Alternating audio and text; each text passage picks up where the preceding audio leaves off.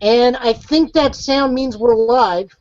You're looking at this. This is our new title card, people.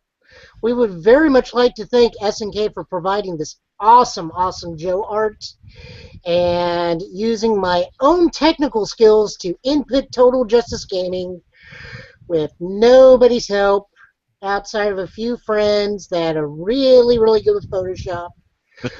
They're going to remain nameless, but I nonetheless thank SNK and SNK Playmore for this wonderful, wonderful artwork of Joe doing Screw Straight. Yo. That being said, we're on part two of tonight for our set review. Yes. So we will be jumping right into that, and then we will be doing the promos, including champ cards, and then we will move on to other greater, bigger, badder things. Yep. Ooh, promos. Promos. All right, so we got Lily first. More excuses to say Basilio San Juan. I just call it whale squid. Whale squids. All right. And we're doing stuff. Computer's fighting me. We're doing stuff. Yay! There we go. All right. Wonder Twin powers have activated and formed Hisinko. So that is the only time I can make that joke outside of Jan and Jace. Awesome.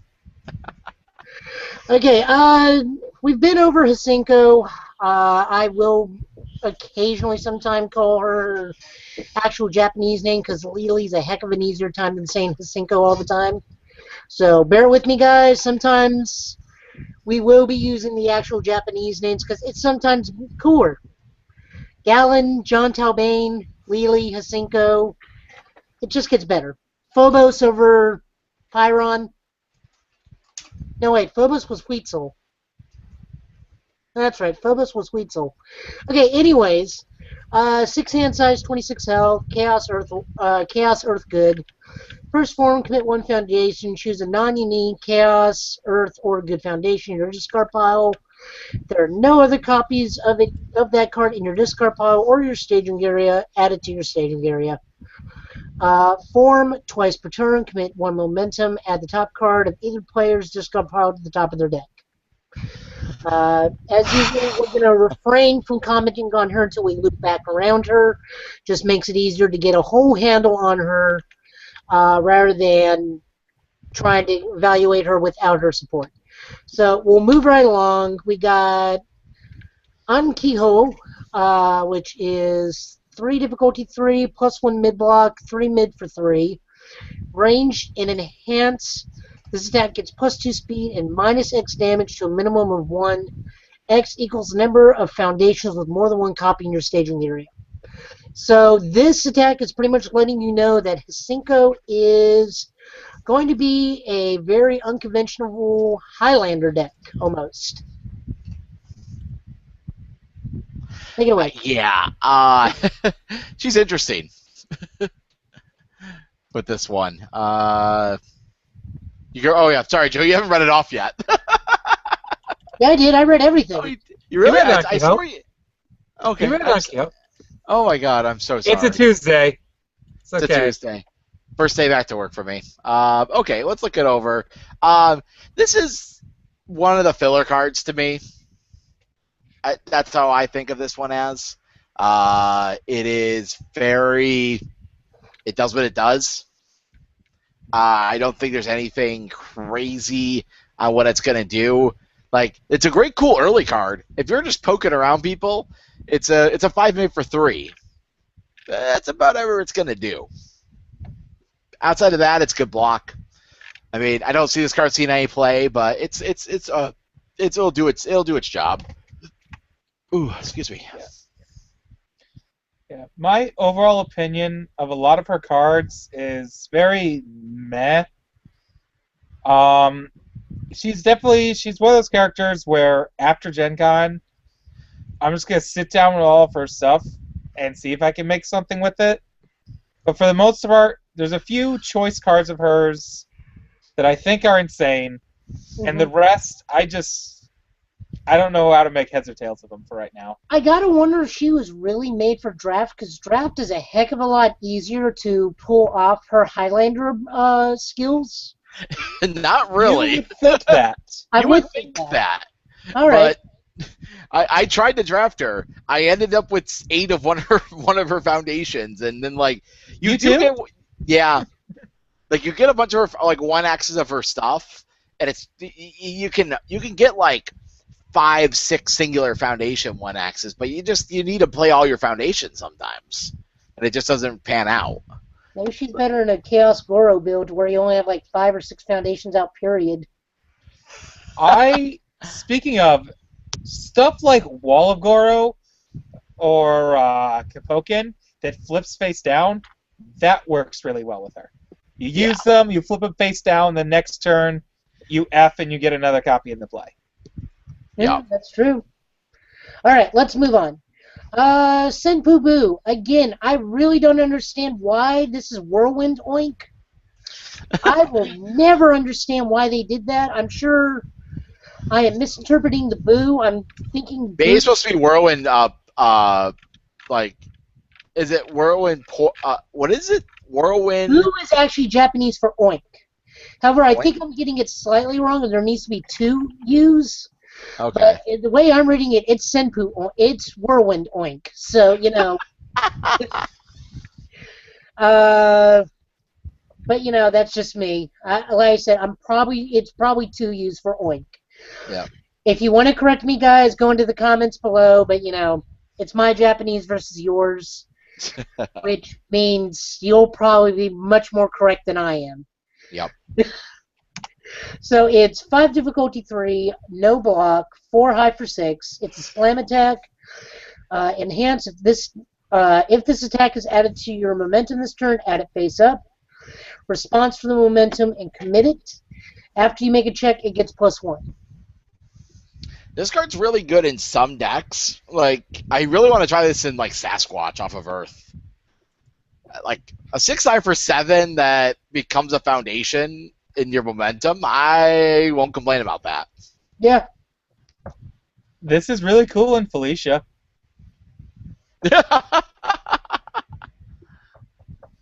It's always going to momentum. Yeah, I could see that. Like, you always get value 100% out of playing this card with her. Yeah. Unless they revoke your character's E, then you got it. Then they have to block it. Yep. Then they have to fold. Like, you literally are trying to 2-for-1 them on that play. You're like, so did my character go off, or are you going to fully block? Yeah. Yeah, it's a cool little card. I played this in draft, and this card was just like, I played this on turn 2, and I played another one on turn 3, and it's just like, taking damage and gaining a foundation in this game is just always insane. Like, I wish it had a block. I wish everything had blocks. Yeah, I was going to say, you wish everything had a block. Yeah. We will not get our game. complete. We will not get a complete set where every card has a block again, ever. What's that? Darkstalkers set 1, I believe. Everything had a block? Yeah, whatever. Like there was a set. I think it was either that or a Street Fighter set where every card had a block, and that was the selling point of the set. Was everything was gonna have a block. Weird. Okay, moving on. Henkyoki. 4 difficulty, 3 check, +0 high block, 3 mid for 3, range and reversal. Enhance the stat gets +X damage. Your opponent's next attack this turn gets -X damage. X equals the number of cards your opponent has drawn or added to their hand due to their effects this turn. This card is going to blow people up at Gen Con, I think. It will, but you got to sit there on that enhance for a while before you can do it. So after Snake Man's like 4th or 5th attack, not Snake Man. I mean Snake Man. No, not Snake. Skull Man. No, it's due to their effect. Yeah, Skull Man. They draw a bunch of cards. Oh, okay. Skullman's effect. I thought you were talking about putting it in Skullman. My mistake. No. Tuesday, So people. Tuesday. No, like this card could actually like against like if I was playing Ride in Earth at Gen Con, I would play this card 4x. I would play like 2 main and 2 of my board, and just be like, okay, like just start keeping track of every card they draw in, and then eventually you're like, okay, this is plus 27 damage, and now it's a throw. Deal. Like this card could mess somebody up. It also is really good against. It's also really good against Kim combo. Is somebody wanting to play that? Yeah. Oh yeah.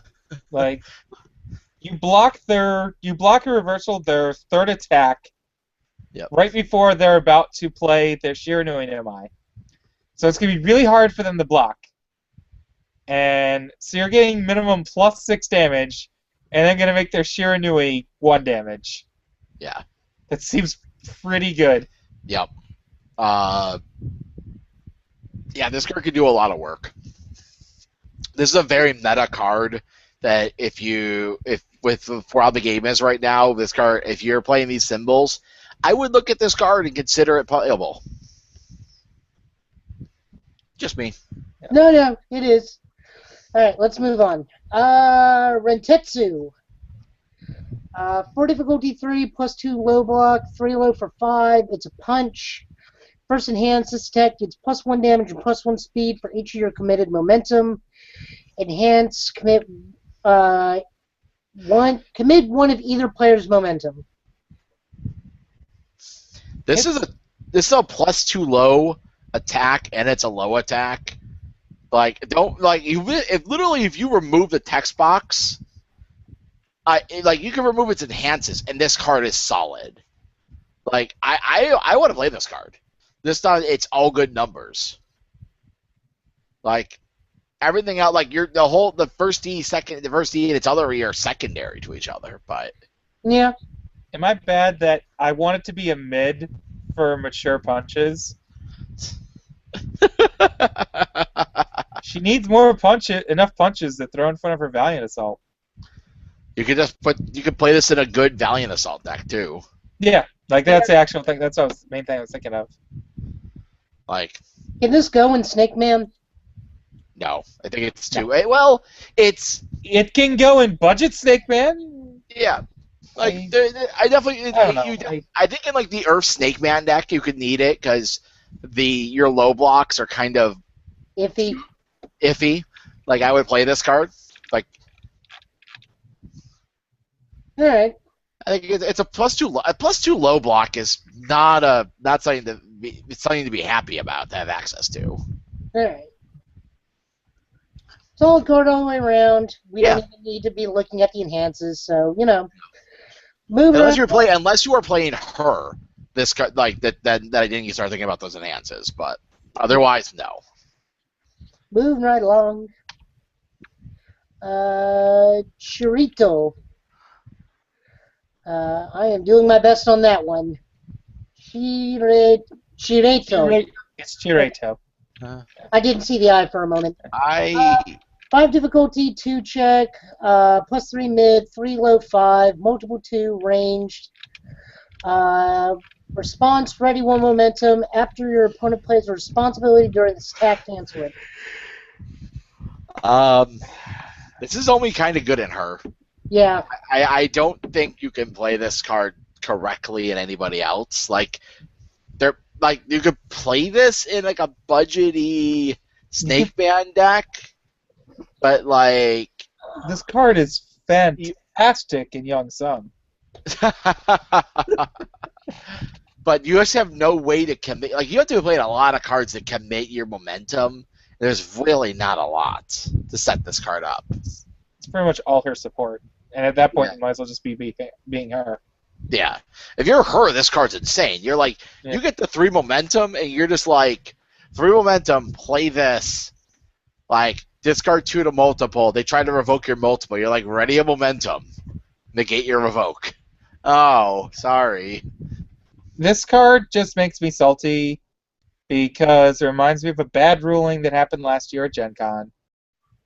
What was that ruling? You pointed it out to me, the Dragon Tail ruling. The Dragon Tail ruling. Where it's a similarly worded response, and someone used it on me against my Kapoken training, but the attack had not actually been played yet, so he couldn't actually use the response. Ah, Yeah. It All was, right. Move right along. Yep. Remocon.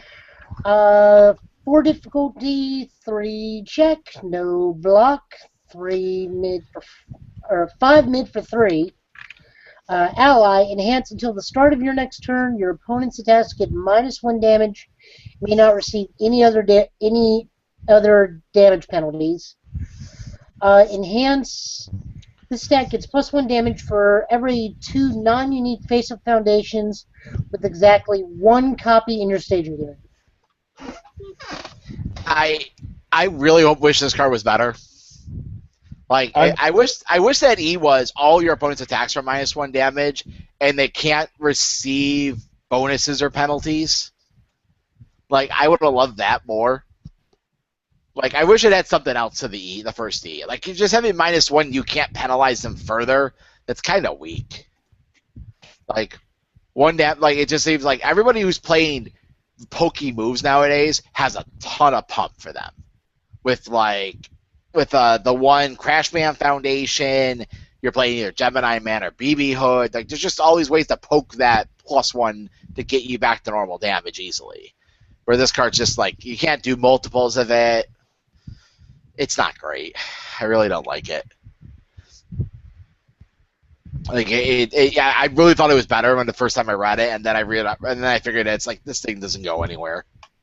Worst ultra rare in the set by far. Like I will probably agree to that. I was very sad when I opened one of these at the draft and immediately passed it. I'm just like, nope, not even worth attempting to turn into Sean. Alrighty then. Let's move on. Yep. Igyo Tension. I'm sure there's a Captain Planet joke in this, but I'm too tired to make it. All I know is a panda wearing Cinco's hat with rocket boosters and a soccer ball. I think that's just chi coming out of her bow. Yeah, probably. Either way, it's an odd card. This is a math card. Yeah. Like this is a card you have to read, and then this is a card that when you play it, well, let's read it off, Joe, and we'll go into that. 6 difficulty, 4 check, +2 mid. Form, your opponent flips X foundations. X equals the number of foundations with more than 1 copy in their staging area, minus the number of foundations with more than 1 copy in your staging area to a minimum of 0. Yeah, this is a weird math card, but if you're playing Highlander and your opponent is not playing Highlander, you can wreck them.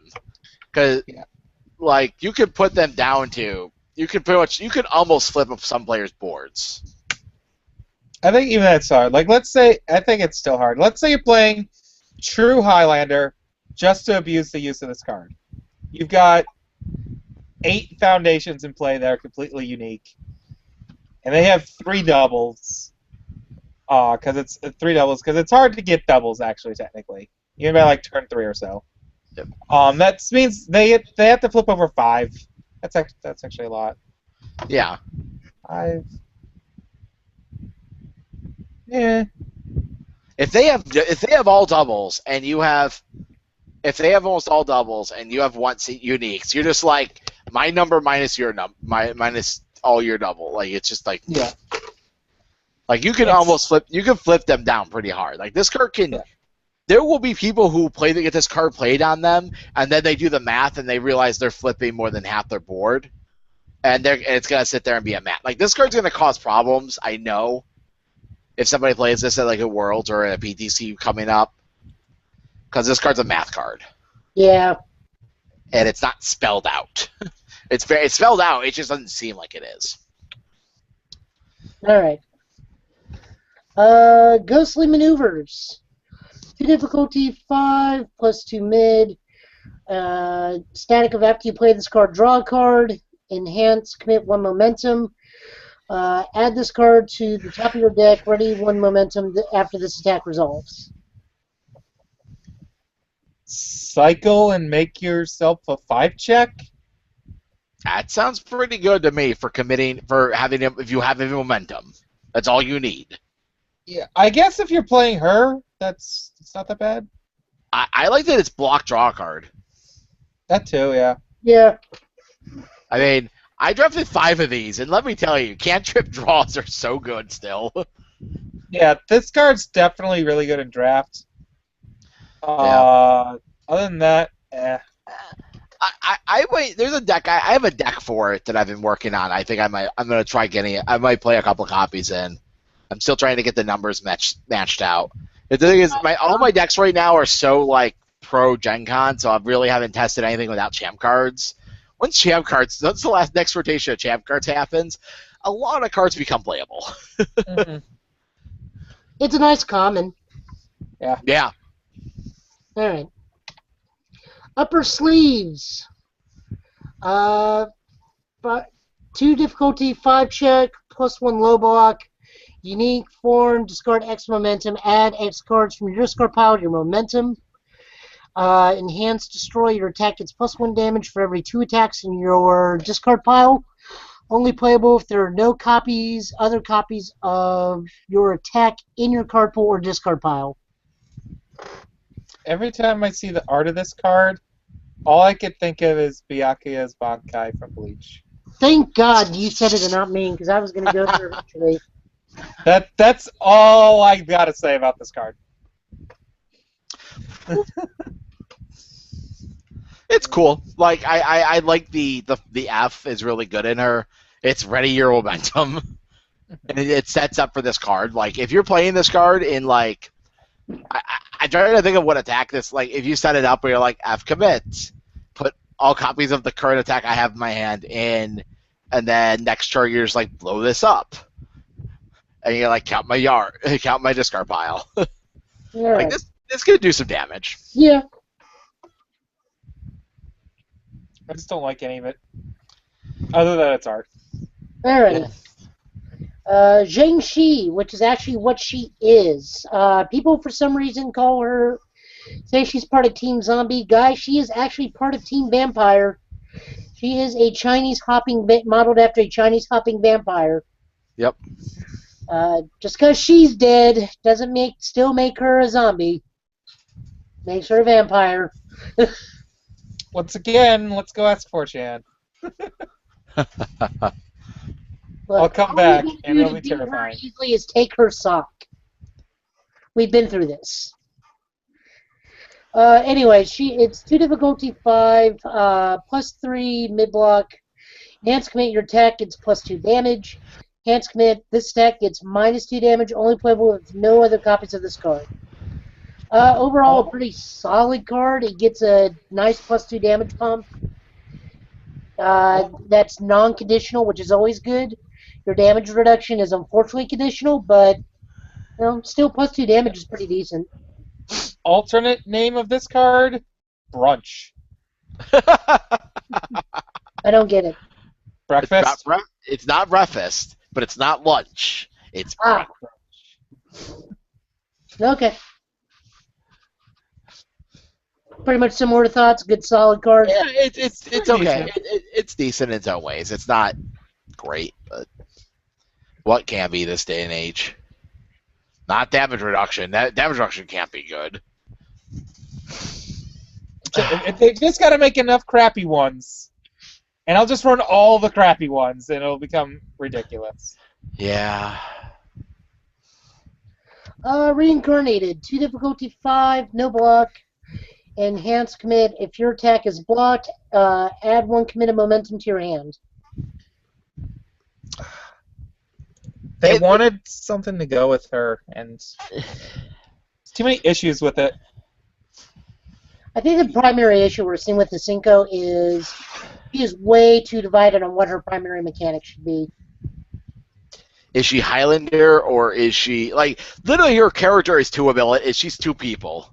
Like, she literally is what she is. She Yeah. has one character that is the Highlander character side, and then she has the other side, which is the commit momentum to do things. And I'm like, I really like when you can use all of a character's abilities properly instead of just one of them.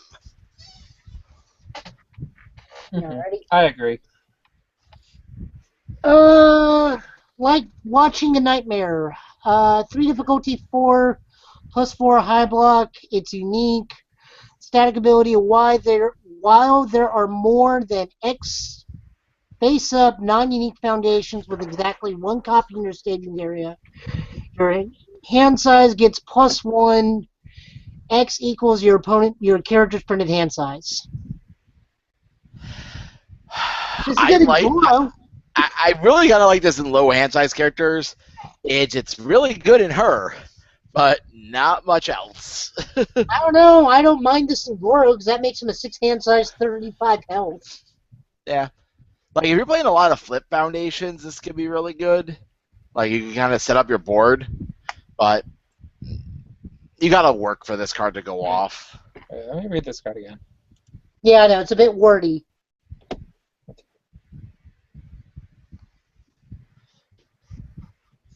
Jesse, it says face up. No, what I mean, you have to get to one. You got to get to singleton of your face ups. Yeah, I get it. Like, you know what I mean? Like, I actually understand where you're going. I want to with try this in the Doctor. I want to try the good Doctor with this card. Okay. And just, like, slowly set up your build. Like, you just eventually become a 6-card hand size. That's the objective for most of the 5 hand size. Just like, eventually you get to 6. Alrighty. Up next, Fighting as One. Woo! Ooh, this artwork hurts. She's got them doll eyes. 3 difficulty 5 plus 3 low block. Form discard a momentum. Add this card to your momentum.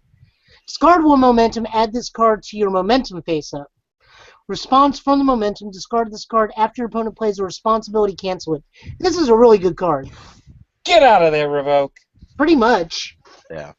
You thought you were going to stop Snake Man. This stops a lot of cards. Like, this stops. I looked at a lot of decks that people are playing, like, with their response. Like, there's not. This is one of, like, this is one of one, like, 2 hard. Like, this is one of the few hard reactivations in the game right now. Like, you don't need it in your card pool. You don't need, like, you know what I mean? It's like, it's there. It's just in your momentum. As long as you have this in your momentum face up, good luck. You see this in Snake Man's momentum? Kiss your life total goodbye. Exactly. Pretty much. Alright. Yeah, I forgot. The ultra rares are kind of spread out through the old stuff. So, Tenraiha. 6 difficulty 3. +2 high, 4 high, 8. It's ranged. Enhanced, discard 1 momentum. When committing cards to pass checks to block this attack, your opponent may only commit non-unique cards with exactly 1 copy of their staging area. Pretty much this is saying if they don't Highlander back, they're going to get hit. This card's really good in Tim Keefe. That's all I'm going to say. This is the Tim Keefe special finisher. Yeah. Yeah, she has a finishing. Garrett's deck just gets better and better. You know? It's no longer the Tim Keefe challenge. It's now the Tim Keefe challenge now is, can you win a PTC with Tim Keefe? The problem is there is only 2 more major events before Tim Keefe cycles: Worlds and the Rochester PTC. Who wants to take the Tim Keefe challenge to Worlds is the good question. I don't know. If they bribe me enough. The Nashville one will be extended if they can bribe me enough. They can't bribe me enough. Yeah, this could be a ton of damage that you can't deal with on certain characters, and also, like, there could be characters that, like, if you play this card, like, not as your lead, like, off of, like, Chaos or something like that, you play, like, a couple stun cards, and they're just like, they look at their board afterwards, and they're like, I can't commit anything to block this because I have multiple copies. Like, you could literally catch somebody nasty with this card and kill them. All right. Moving along. I would love to see someone bring that to Gen Con. Just bring a Tim deck with it. Senjutsu Ushi. One big word, guys. Yep. 2 difficulty 5 plus 3 mid. Static ability after you check to play this card with a non-throw. After you check this After card. you check this card to play a non-throw attack, that attack gets powerful too. Yep. And enhance during your turn, destroy this foundation. Ready 1 momentum, ready 1 foundation that has not been ready this combat phase. It's okay. It's okay. Bleh. I didn't. None of us liked it. Like, I mean, this can go into like Chaos Raptor and make an attack go faster. No. I don't know. I don't like it very much. It's not. I don't like it. Says nothing with Raptor. I'm making a joke. It's Tuesday. I realize he has no symbols with Raptor. Hunters once more. 1 difficulty 5 plus 3 high block. Response after you play another copy of this card added to your momentum. Hey, look, Snake Man got a good spam. This is the best spam in the set. This is the best spam in the game for Snake Man. This might be the best spam in a while. Like, I actually have gone through every spam like recent, like in all my decks, and I'm like, this card is really good. Like, do you not need a board full of foundations anymore? Just go get a free momentum and kill your opponent from out of nowhere. Yeah. Greatest play ever is having Kyo's jacket in play. Having one of these in play, block with it, respond, add to your momentum, respond with jacket, commit their key foundation or asset, get an additional momentum, wave goodbye to their life total next turn. Yes, please remember, if you have a copy of this ready in your stage area and you block with another copy, you can gain a momentum. Yep. Yeah, this card's nuts. So good. Utterly unlucky. 2 difficulty 5, no block. Not sure why this is a Lele card, considering this is Morgan doing the victory pose, but whatever. Artistic license. Response, destroy 1 foundation before your opponent's end phase. Add 1 non-unique foundation that you could normally play from your hand to your staging area. I think this card describes Hisenko and her support. She was just utterly unlucky with what they gave her. Yep. Never mind that she has like my two favorite foundations in the set. Yeah. Like, this card's okay. I would not... I don't expect any people to play this card. I could kind of see it in Earth Wily. Yeah, I was going to say, in Earth Wily, you're gaining 2 for 1. You're not gaining. You're blowing... Well, you're blowing... You're doing this at the end of turn. That's the most important part. Yeah. Yeah. Yeah, you get to +1 yourself. You get to basically have any foundation be soul beats. Or you're just like, oh, look, I put this into play. Yep. Now it's time to take my turn.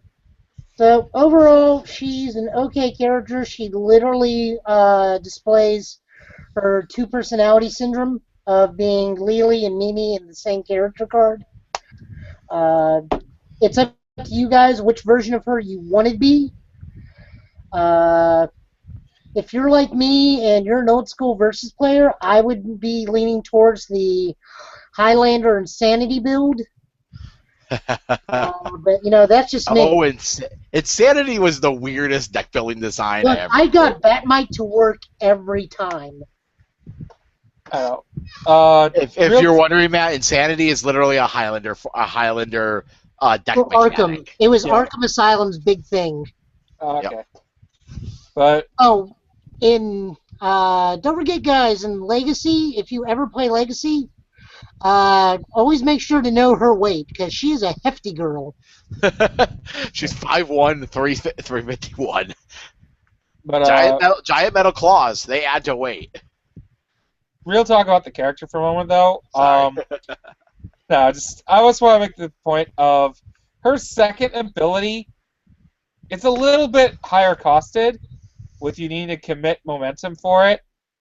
But the last character that had an ability similar like that was Banned, Paul Bittner. So just playing here with moves and just instantly getting momentum, and then stacking your deck for awesome checks, or for making your opponent get clogged with foundations or fail their checks, that might be a good enough merit on its own. Yeah. And then every once in a while, you get to be like, oh, look, it's the beginning of the game. There's not much in the discard pile. I get the +1 or free foundation. Yep. Like, you could just go off of that where you build a deck based off the second ability, and just because of the nature of this game, you get to get 2 or 3 random extra foundations throughout the game. So I think she's better than a lot of her random support. It's just a matter of finding what to do with her, and I'm not going to bother until after Gen Con. Right. Right. Moving along. We go from Chinese hopping vampires to demon lords.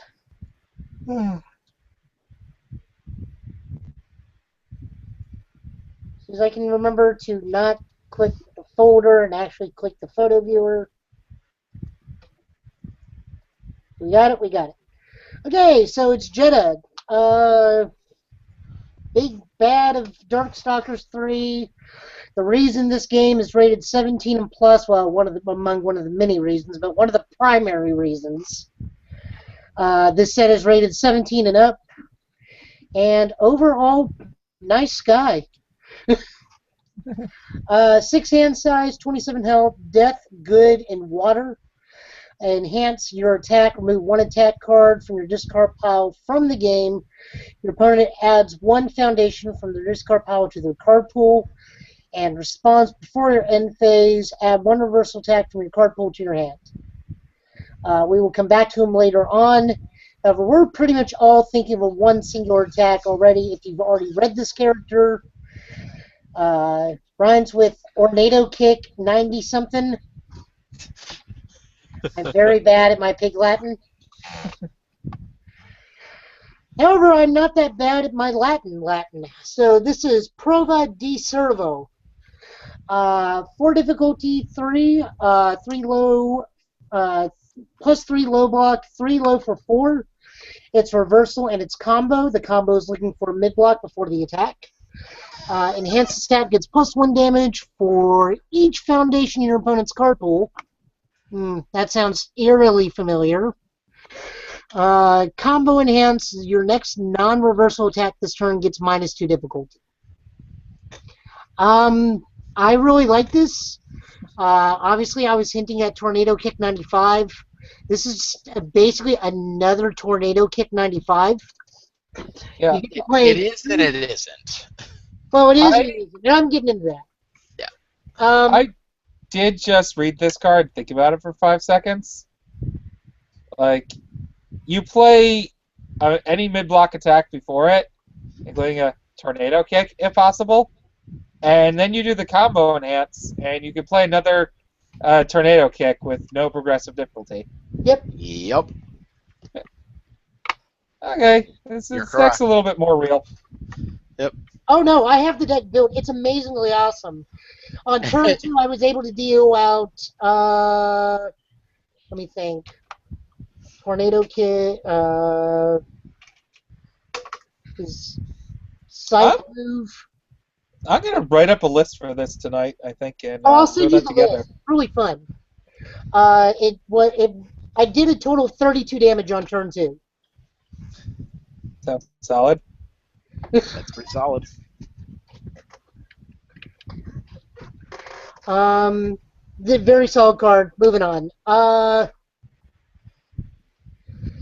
Iria Piano.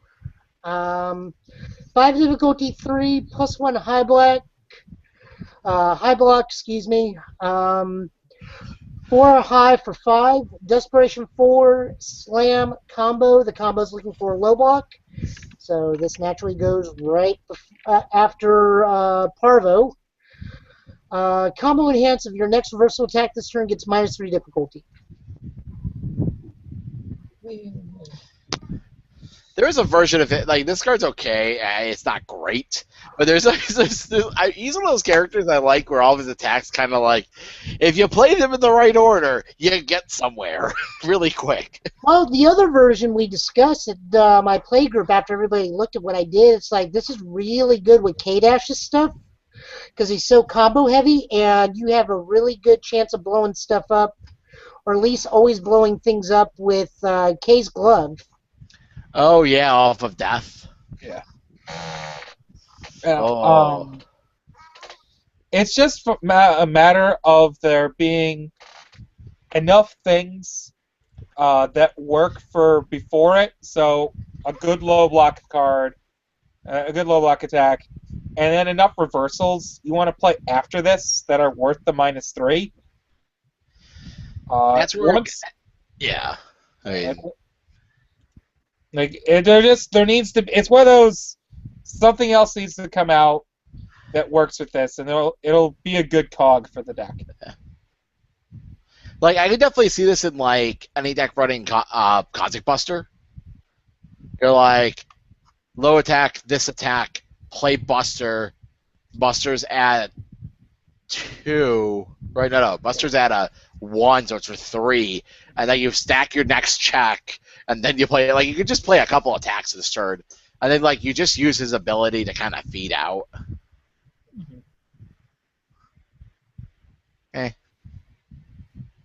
He's good. This is a coggy attack. You need to, like, if the cogs assemble, this card's really good though. If a low block reversal that is very playable came out, that would be like good. this. That is very playable. I don't know. This is playable. Splat. Done. Okay. You entirely forgot about. But wait a minute, does Splat match any symbols with this? Water. Water. There we go. Took me a second. I haven't played that card in a while. All right, now give me a reason to not just play any of other Water's insane stuff. You have 2 other decks completely built? Maybe. I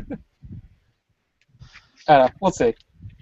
He's definitely outside of a Tornado Kick deck, he feels like an after Gen Con kind of guy.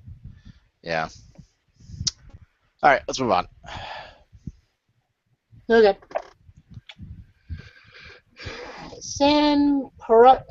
Passare. I think I'm saying that right. 4 difficulty 3, no block, 3 mid for 3. It's a throw. Enhance. Remove 1 attack card from your discard pile from the game. This attack is not blocked. Seal one of your opponent's foundations. So, Dimitri is allergic to how bad this card is. That's why his hands are so big. Yeah. I don't like this. I wouldn't play this card. You couldn't pay me to play this card. I'll give you $5. Nope. $5 and a cookie. Cookie? No. I couldn't feel. There is so many other cards I'd rather play over this. Giggles might do it. I mean, for like $10 and like $15 in promo cards. You know what I'm really reminded of in this card? What? Who Framed Roger Rabbit? You're right. I can just hear the Christopher Lloyd going, and I talk to him like this. Better than the other best line from Christopher Lloyd, but we'll get to that later if I can use that.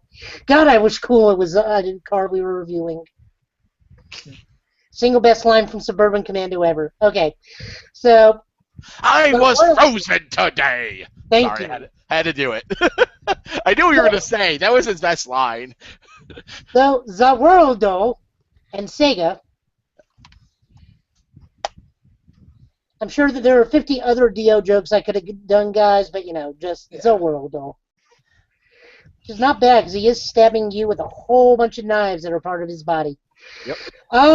Anyways, Zorodo is 3 difficulty 3 plus 2 mid block, 2 mid for 3, ranged and reversal, and hands with it. Make a check 4 or greater, This attack is blocked. Your opponent adds 1 foundation from the discard pile from the card pool. So either way, you're adding a card from the discard pile to their card pool by either Jetta's ability or if they block this. More than likely, they're going to let this hit, so you can dump some damage pumps on this to force the block. This is a really good enabler for either Parvo or a really good enabler for Tornado Kick. A while back when Mega Man first came out, Ben had a good reversal Mega Man deck. Uh-huh.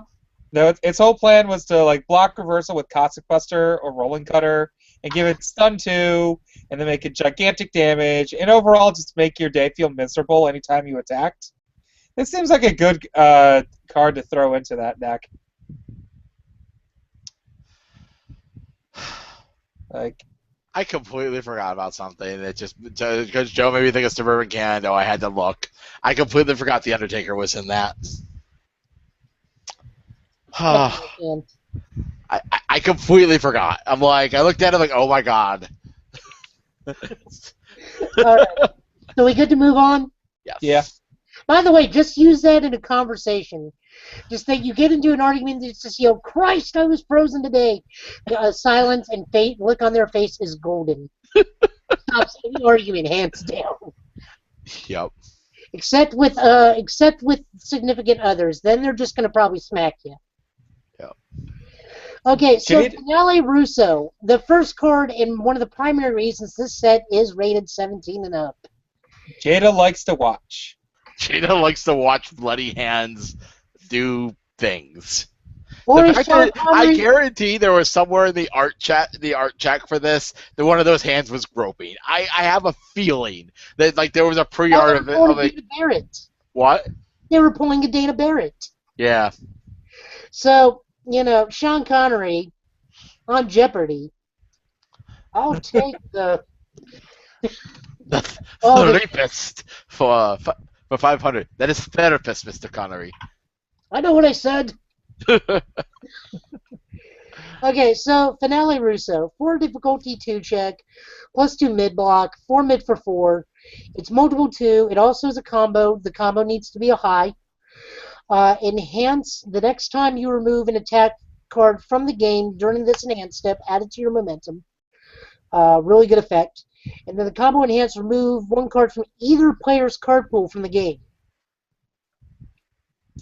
Yeah. This card's really, really good. Like, you throw up a big attack string, and then go Cossack Buster, which is a high block, stack a 6 on top of your deck, toss this out, and then eat one of your previous attacks with its combo Wii and normal enhance to get 1 momentum, and then just have another. It's a pretty solid finisher. I'm afraid that Jada's going to be watching me a lot at Gen Con. At least he loves you enough to look at you during. Ugh. Yeah. I'm thinking this card is like my. I keep testing this card in a lot of different decks. I'm gonna say it. This card's better than Ice Slasher. Oh yeah. Well. Probably. That's my call. You can disagree to agree with me. I don't care. I think this card's better than Ice Slasher. If you like abusing Balance Fighter with its enhance, that's where Ice Slasher can get better. I tested this in I have a good deck that I have kind of hidden away that I'm working with. Somebody's helping me with this So card. not symbols with Balance Fire. But I also think it's I don't know. I think it's better in death. Like I think water Ice Slasher wins it, but I think in death and good that obviously this card makes it better. Like, and what are the other 2 symbols? Evil and So, yeah, evil and all. So the symbols that aren't on Ice Slasher. yeah. I mean, it's definitely on par with Ice Slasher. Ice Slasher has the +1 high block going for it. It has the E commit. This attack can't be blocked by Leaf Shield. I want to do that to my cards. I just want a Sharpie. Leaf cannot be blocked by Leaf Shield.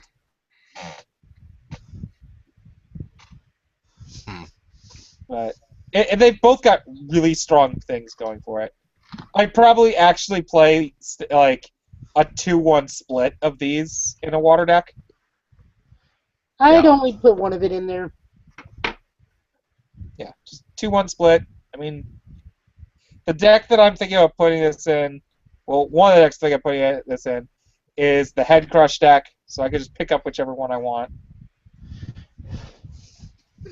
Yeah. All right, moving on. Moving on. Sprigio. Yeah, this is the primary reason, among others, that this card is this set is hit 17 and up. I disagree. They show pretty much everything right here for the decapitation. They literally removed. He literally. I watched the video. I wasn't sure if I remember this attack, so I actually had to pull up his moveset video from Darkstalkers Resurrection. And his moveset is literally removes his head, and the blood projectile is the damage. Yeah. I mean, I would somewhat disagree, because I'm pretty sure it's Jada likes watching Pity for One's Ass. Because there is that, but I mean, Matt, right here, the graphic nature of the. This is a very graphic card. I understand violence is a little thing we don't really take much care of nowadays, but in a ratings board system, yeah, this card was pretty bloody. Like it is pretty bad. I'll give that. I will definitely give that. But like the U.S. is pretty desensitized to violence compared to other countries. And then with sex, that's when they take it really. But yeah, where other countries are very open about sex, but they violence freaks them out to no end. Yep.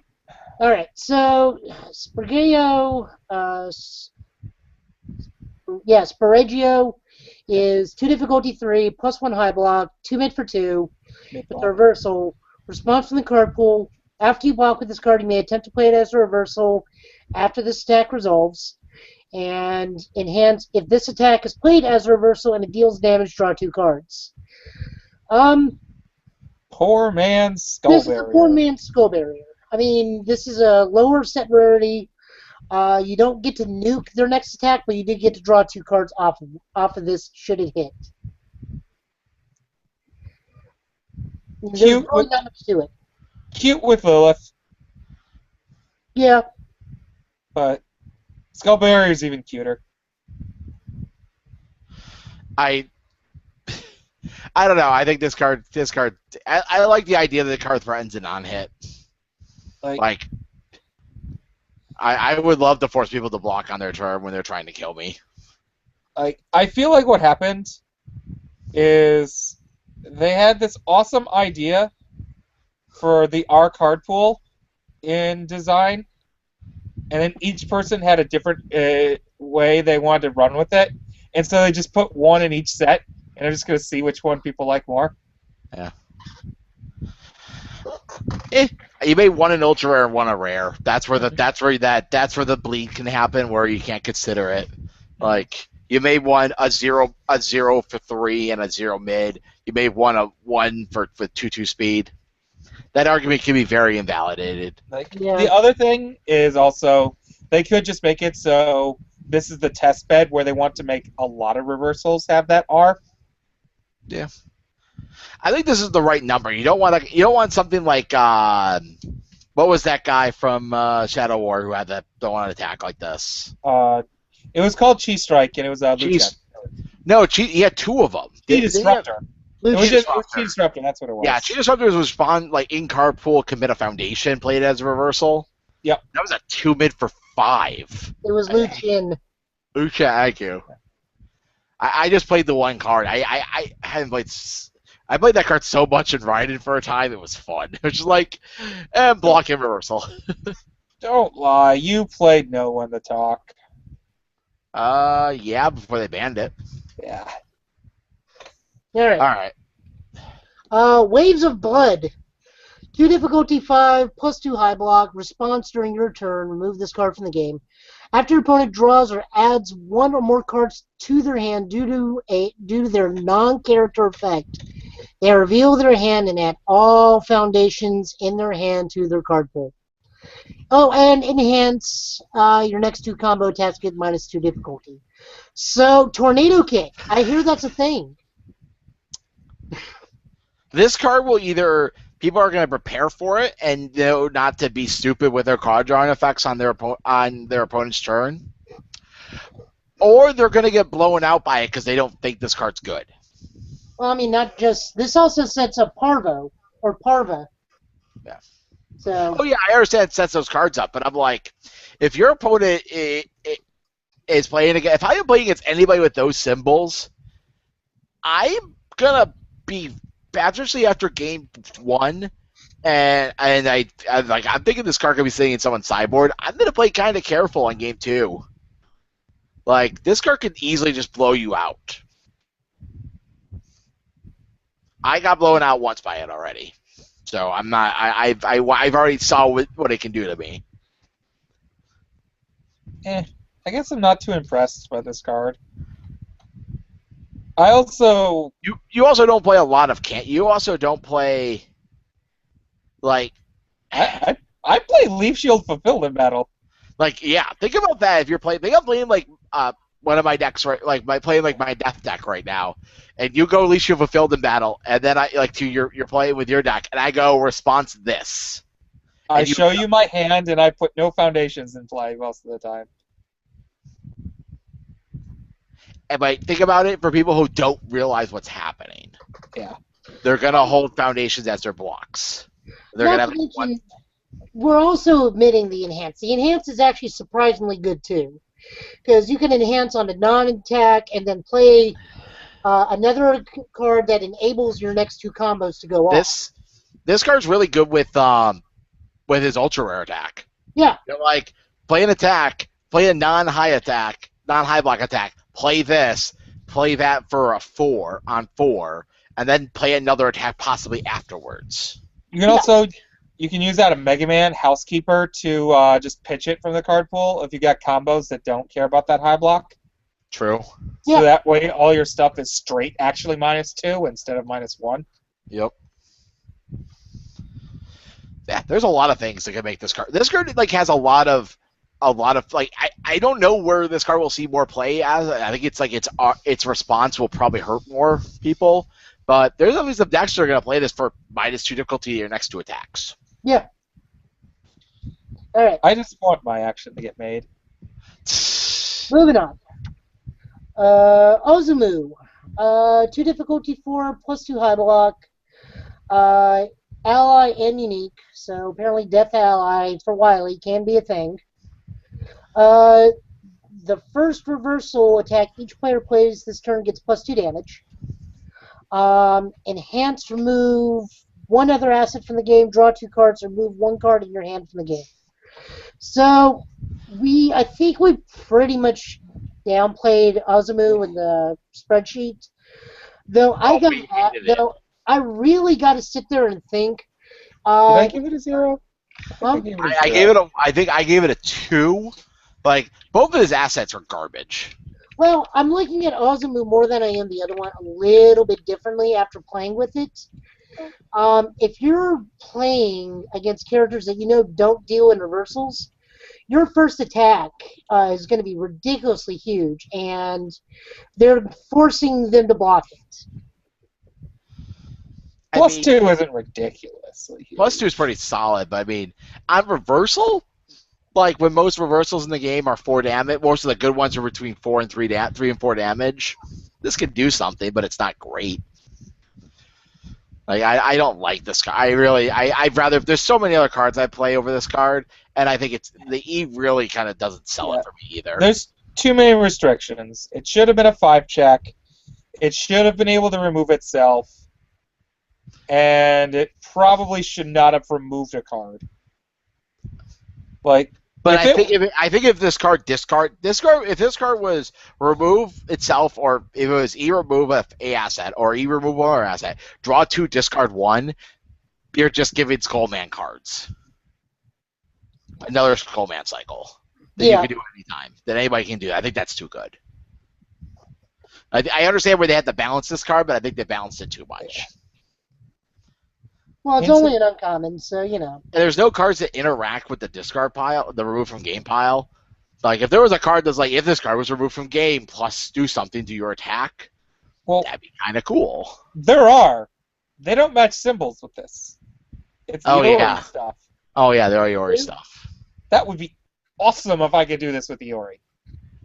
Oh yeah, like remove like one of his attacks for like remove one of my four desperation number attacks. Play this, play my combos, kill you. That's true. All right. Mage again. 3 difficulty, 5 +1 mid. It's a terrain. Static ability. While this card is in your staging area, after a player cycles their deck, that player chooses up to 5 attacks that were removed from the game due to that cycle, and shuffle them into their deck. Then response command. After you are dealt damage by an unblocked attack, the opponent must either play a foundation or pass their next form this turn. Into the wheelie bin it goes. Ugh. If it said choose any 5 attacks, then you remove from game zone and shuffle them back in, I'd consider this card a bit more for its static. Yeah. It's R. That's really just setting up the Parvo, so Like, I don't really on those symbols really feel like face tanking that much. Yeah. There's nobody really like I have considered playing this in like the good doctor, and just be like talking about? like Dr.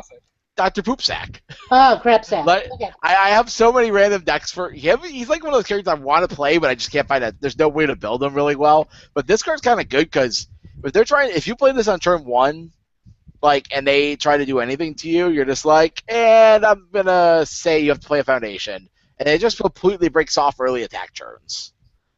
Like it gives you tank time, which the deck needs. Yeah. Alright. Neurophatica. 5 difficulty, 3 check, no block, 3 hot for 6, reversal weapon combo with the ability needing combo. The difficulty of this card gets -1 for each card in your opponent's card pool. And combo in hands, add 1 attack from your opponent's card pool to their staging area face down. Add one of your opponent's foundations to their card pool. I actually play this as a 1-of in my deck, and this has won me games. Because this helps sets up for the turn, and if I play this like the 3rd attack, I'm only playing this for... Like, this is a good aggressive, and like this is a very good on your opponent's turn or on your turn attack. Yeah.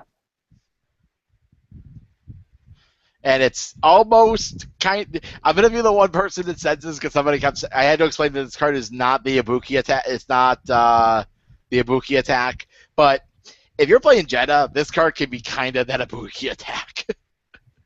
You're just like, I got 4 cards in your card pool. I have 1. Play this. Play another one. Like, this card can hurt people. Oh, yeah, it absolutely can. I would love to have a playset of this card.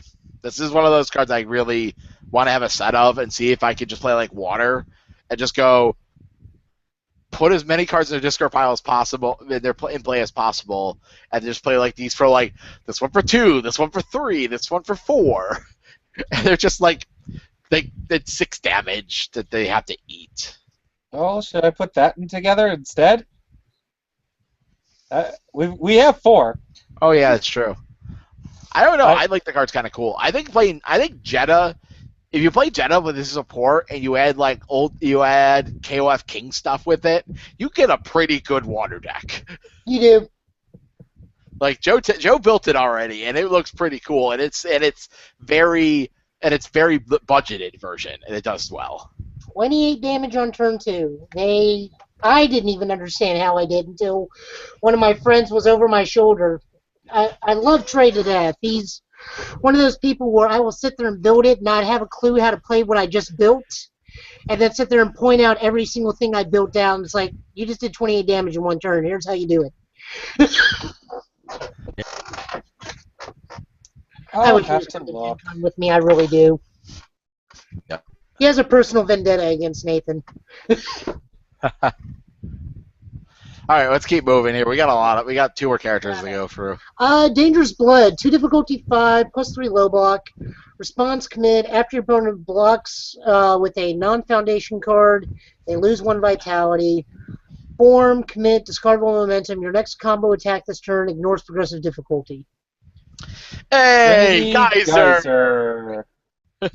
Trinity Geyser. Yeah. I like the blood weapon at Foundation. it's cute, but yeah, he's what this card's cool. This card does its thing. It's gonna be playable. No, it's already playable. I'm testing this in a death build with something else, so I've already can report this card really, really helps out when it needs it. Trinity Geyser. No, I said in death. Let it go. Trinity Geyser. Do I have Hey, to come call on, come on. Miles? Do I have to travel across country to hurt you? No, do I just have to call Miles? Hey, come on, come on. We'll bring Mr. Bogart into this. All right. All right, moving along. We all like the last card. To cleanse all souls, 2 difficulty 4, +3 mid. Enhance, remove 1 attack from your discard pile from the game. Change the zone of your attack to any other zone, to the zone of the remove card. And then Jedi Enhance, remove this card from the game for the rest of this turn. Your opponent, foundations in your opponent's card pool count as 2 cards towards progressive difficulty. You can win the game. That's what this card says to me every time. I played this in the pre-release, and I thought this card was junk. And then I was like, activate, go for kill turn. Like, you only play like 2 copies in Jeddah with this card, but if you can only use 1 because they don't stack. The effect doesn't stack, but you just go remove 1, and you're like, okay, your foundations count as 2 now, and you just start filling their board with foundations. It's good game. I love this card. I think this card will. This is you need to. I think if you're playing Jeddah, this card is like this is a part of your win condition plan when you need to really get going. Yeah, my brain's looking through all this stuff. We're forcing me to go through all these cards slowly again in one sitting. And I'm leaning towards putting together a Jeddah deck tonight. Good. Like I said, I'll send you my build, and we'll see where you can get from that. All right. He's got a good base with his deck. Yeah, Okay. I showed Jesse. Jesse's like, ooh, I like this. Yeah. Wings and Claws, 2 difficulty 4 check, +3 high. High block, form, flip, add 1 reversal attack from your discard pile to your card pool. Discard 1 non-reversal attack from your card pool. I wish Card it was a 18 in the support. Huh? It's card 18 in the set support, according to Tim. Actually, I kind of like this card because if you put something in there that doesn't set up with his reversal combos, you could potentially activate the reversal combos now. Yeah, but This is purely either a sideboard or a 2 of. oh, If you even want to add it at all. But, I mean, in Jeddah, it actually kind of helps sometimes. yeah, So this is like a Jeddah-only scenario. yeah. If you're playing someone where you want to smooth out a combo deck, this would work pretty well. Well, Yeah. it has to, you have to add a reversal. Yeah, I'm saying if you're playing, like, it has to be combos with reversals. But My mistake. Oh, yeah. Moving right along. Focused and patient. 1 difficulty 5, no block. Response once per turn. After you block, look at the top 2 cards of your deck and discard them and discard any number of them. I think this is his best card overall, just for a generic card. I am going to echo Matt. I wish this had a block. I think it would be too good if it had a block. I'm okay with it But- being If uncommon. this card had a block, I play it in every symbol. Like the people like Jada's has 2 really good foundations. This one and the one he had from the start from the tins. Yeah. Like the Tim one didn't have all the same symbols, but man, this card I love this card during the this card was actually really good during the pre-release with Jada because it allowed you to throw attacks into your discard pile when you had like attacks in hand. Like you like block on your opponent's turn, you like have attacks in hand. You give enablers to his ability. Yeah. Secondly, this is probably one of the weaker of the arts for Velvet Engine. Yeah, the Morgan's nice looking. That's all that matters. I just want to repaint it to have Jetta be Gendo Ikari. Does that make Dimitri Shinji? No. It makes him Fuyutsuki. Okay, I can see that. It's Fuyutsuki and Misato behind him. Okay. So that means in the middle you need to just add in Pen. For no reason. Alright, so next up we got Sagacious, which is just a very, very fancy word for saying he's wise. Thank you, Dead Poet Society. You taught me a word. 2 difficulty, 5, +2 mid-block. Stack ability of reversal attacks in your card pool do not count towards progressive difficulty to play this card.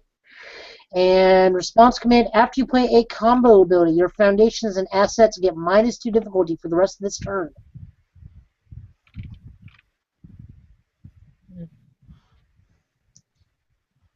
This is one of those cards, I don't know, I'm not too really enthralled with. I mean, it's okay. It lets you block super easy.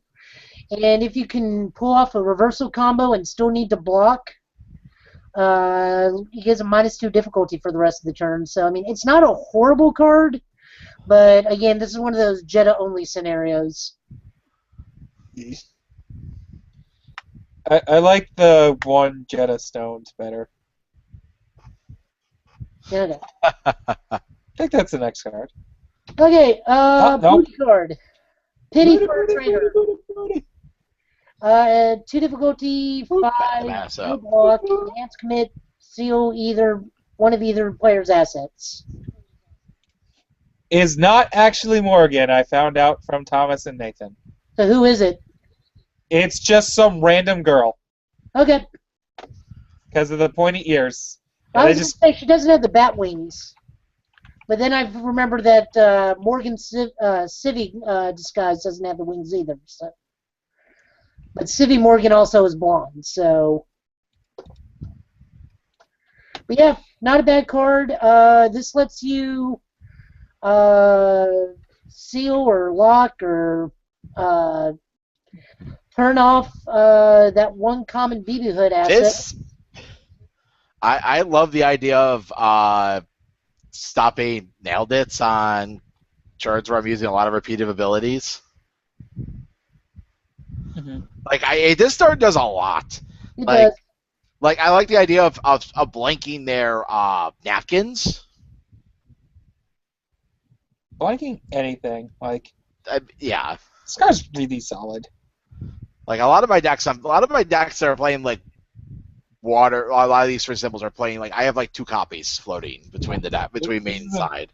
Auto 2x, I think. Yeah, it's an auto too. All right. Concern for the future. 3 difficulty, 5, no block. Stack ability of non-reversal attacks in your card pool do not count towards progressive difficulty to play this card. And enhance command, if your attack played as a reversal deals damage, add it to your hand after it resolves. Right, and dum. Yeah, I can see that. I love this in Raiden. I tried this. I'm testing this in new Water Raiden, and it's just like reversal, make it a throw, it hits, pick it back up. It's just like it's a real threat. The fun thing about this card is that game lore-wise, a lot of people forget, despite him being the final boss, Jetta is actually a good guy and is trying to actually make peace and restore the Makai realm. He's just going about it his own way, but in the long run, he's actually a good guy.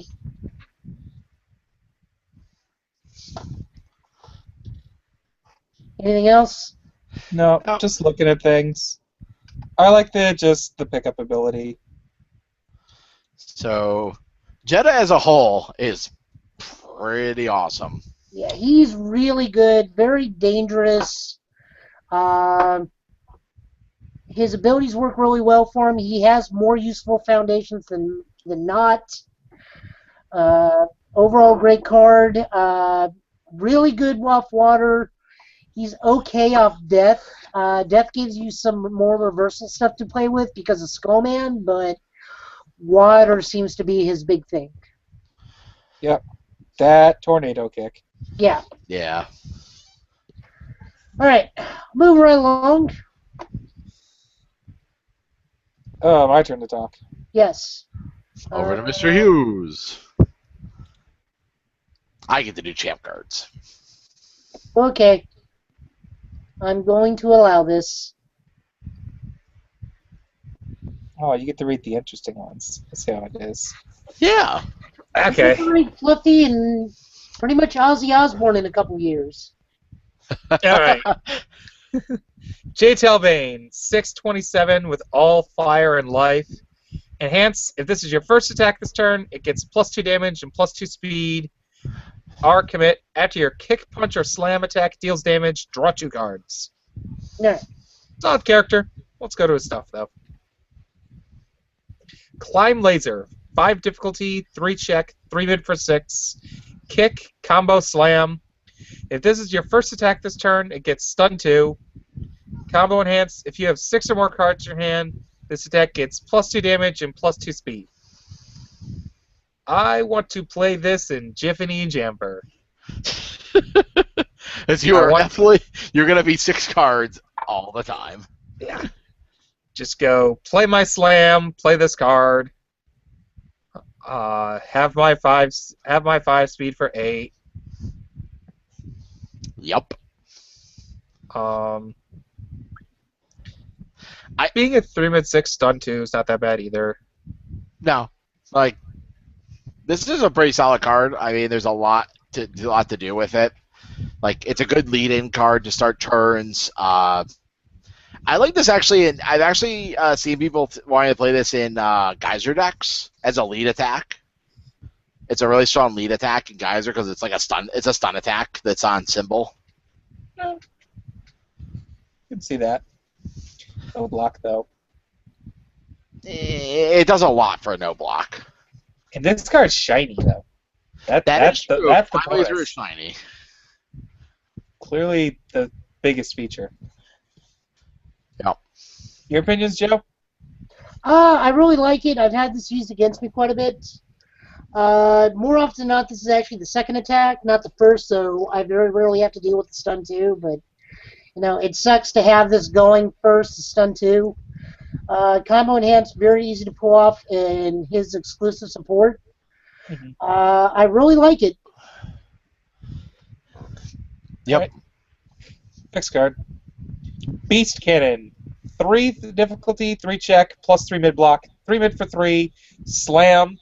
If this is your first attack this turn, draw a card, and enhance. Your next slam attack this turn gets -2 difficulty. I think this is his most solid card in the entire starter deck. Like, you could just play it as an opening poke move, and it immediately replaces itself. It makes your next slam easier to play, including like another copy of this card. If you just want to just do spamming attacks, like there's a lot of small fire slams and just other small fire attacks, and this just helps string them all along in one giant attack string pretty well. Yeah. Yeah. And the Like, card draws. if you get the Beast Cannon combo going, like I looked at those as a group. It's like, leave with this one, go to the next one, play this one again, play another copy of this, play the next one. You could play up like 4 attacks in a turn pretty easily because of this card. You know what I found out's really good with that combo string? What? 1, Robot Masters.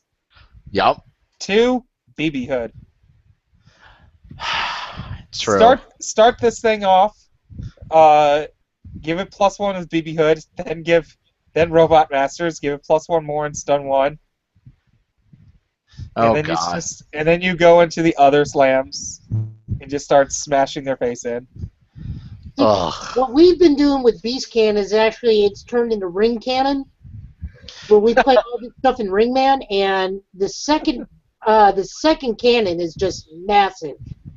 Or the or you play this then climb laser with Ringman, and that climb laser is just gigantic. Well, yeah. But Climb Laser's not a slam. It doesn't have to be a slam. It combos off slam. Oh, yeah, it combos off slam. That's And then with Ringman, it's only 2 difficulty. It's true. 4 mid for 9. 4 mid for 9. And if you could somehow net a card, like if you're playing all with the Ringman support, you might be drawing some extra cards to get back to 6. This card could be even faster. Yeah. The Ringman Spice. But yeah, Jesse. Yeah? You know Ben's Water Gemini Man deck he's been playing? Yeah. Yeah, BB Hood's starting to become like that deck. Oh, God. Alright, moving on. Icing Beast Cannon. 4 difficulty, 3 check, +2 high block, 4 low for 4. Slam, combo slam. If your first attack this turn dealt damage, this attack gets +1 damage. Combo enhanced, this attack gets +2 speed. I like this one. It's a low. If you combo it, it's a 6 for 6 damage, or 6 speed, 4 low, 4 damage low. Like that's just, it's not getting blocked. And if your first thing hit, it becomes 5 damage. It's just very solid numbers. It's got a high block for You a can lot of Robot defense. Master it. Jesus. Yep. Man, Robot Master's getting the numbers game again. Yeah. Like Robot Masters with all of this stuff. Yep. Yep. Like, Alright. Diving Beast Cannon, the other direction. It's also really trippy and cool to have all of these in your card pool and just having them. Like, I was not quite paying attention when Ben was playing them all, and it was really silly looking because I didn't tell he had different ones in. Alright, so 4 difficulty, 3 check, 4 high for 4, +2 low block, slam, combo slam. If your first attack this turn dealt damage, it gets +1 speed. Combo enhance, it gets +2 damage. This one's a little bit better even in BB Hood, because you give it the +1 stun 1 from Robot Masters, bring it to 5. You do the combo heat, you bring it to 7. Then you do her enhance and bring it to 8. And then if you manage to hit with it being a 5 high for 8, then you get to net a card off of her ability. Yep. Nice. So there's also the idea of just playing all these solid slams with Birch and being able to combo pretty easily, because you just play any 2 slams and pick up a 3rd slam and play it. Or play a bunch of slams and use his response to pick up a cannon flyer. Yeah. But yeah, these are all really solid moves that I like. Moment Slice, 2 dot. 4 difficulty, 3 check, 2 high block, 5 mid for 3, punch. Your first attack this turn dealt damage. Commit 1 card in your opponent's staging area. E, discard a momentum. If you have 6 or more cards in your hand, this gets +4 damage. Another card I want to play in Jiffany.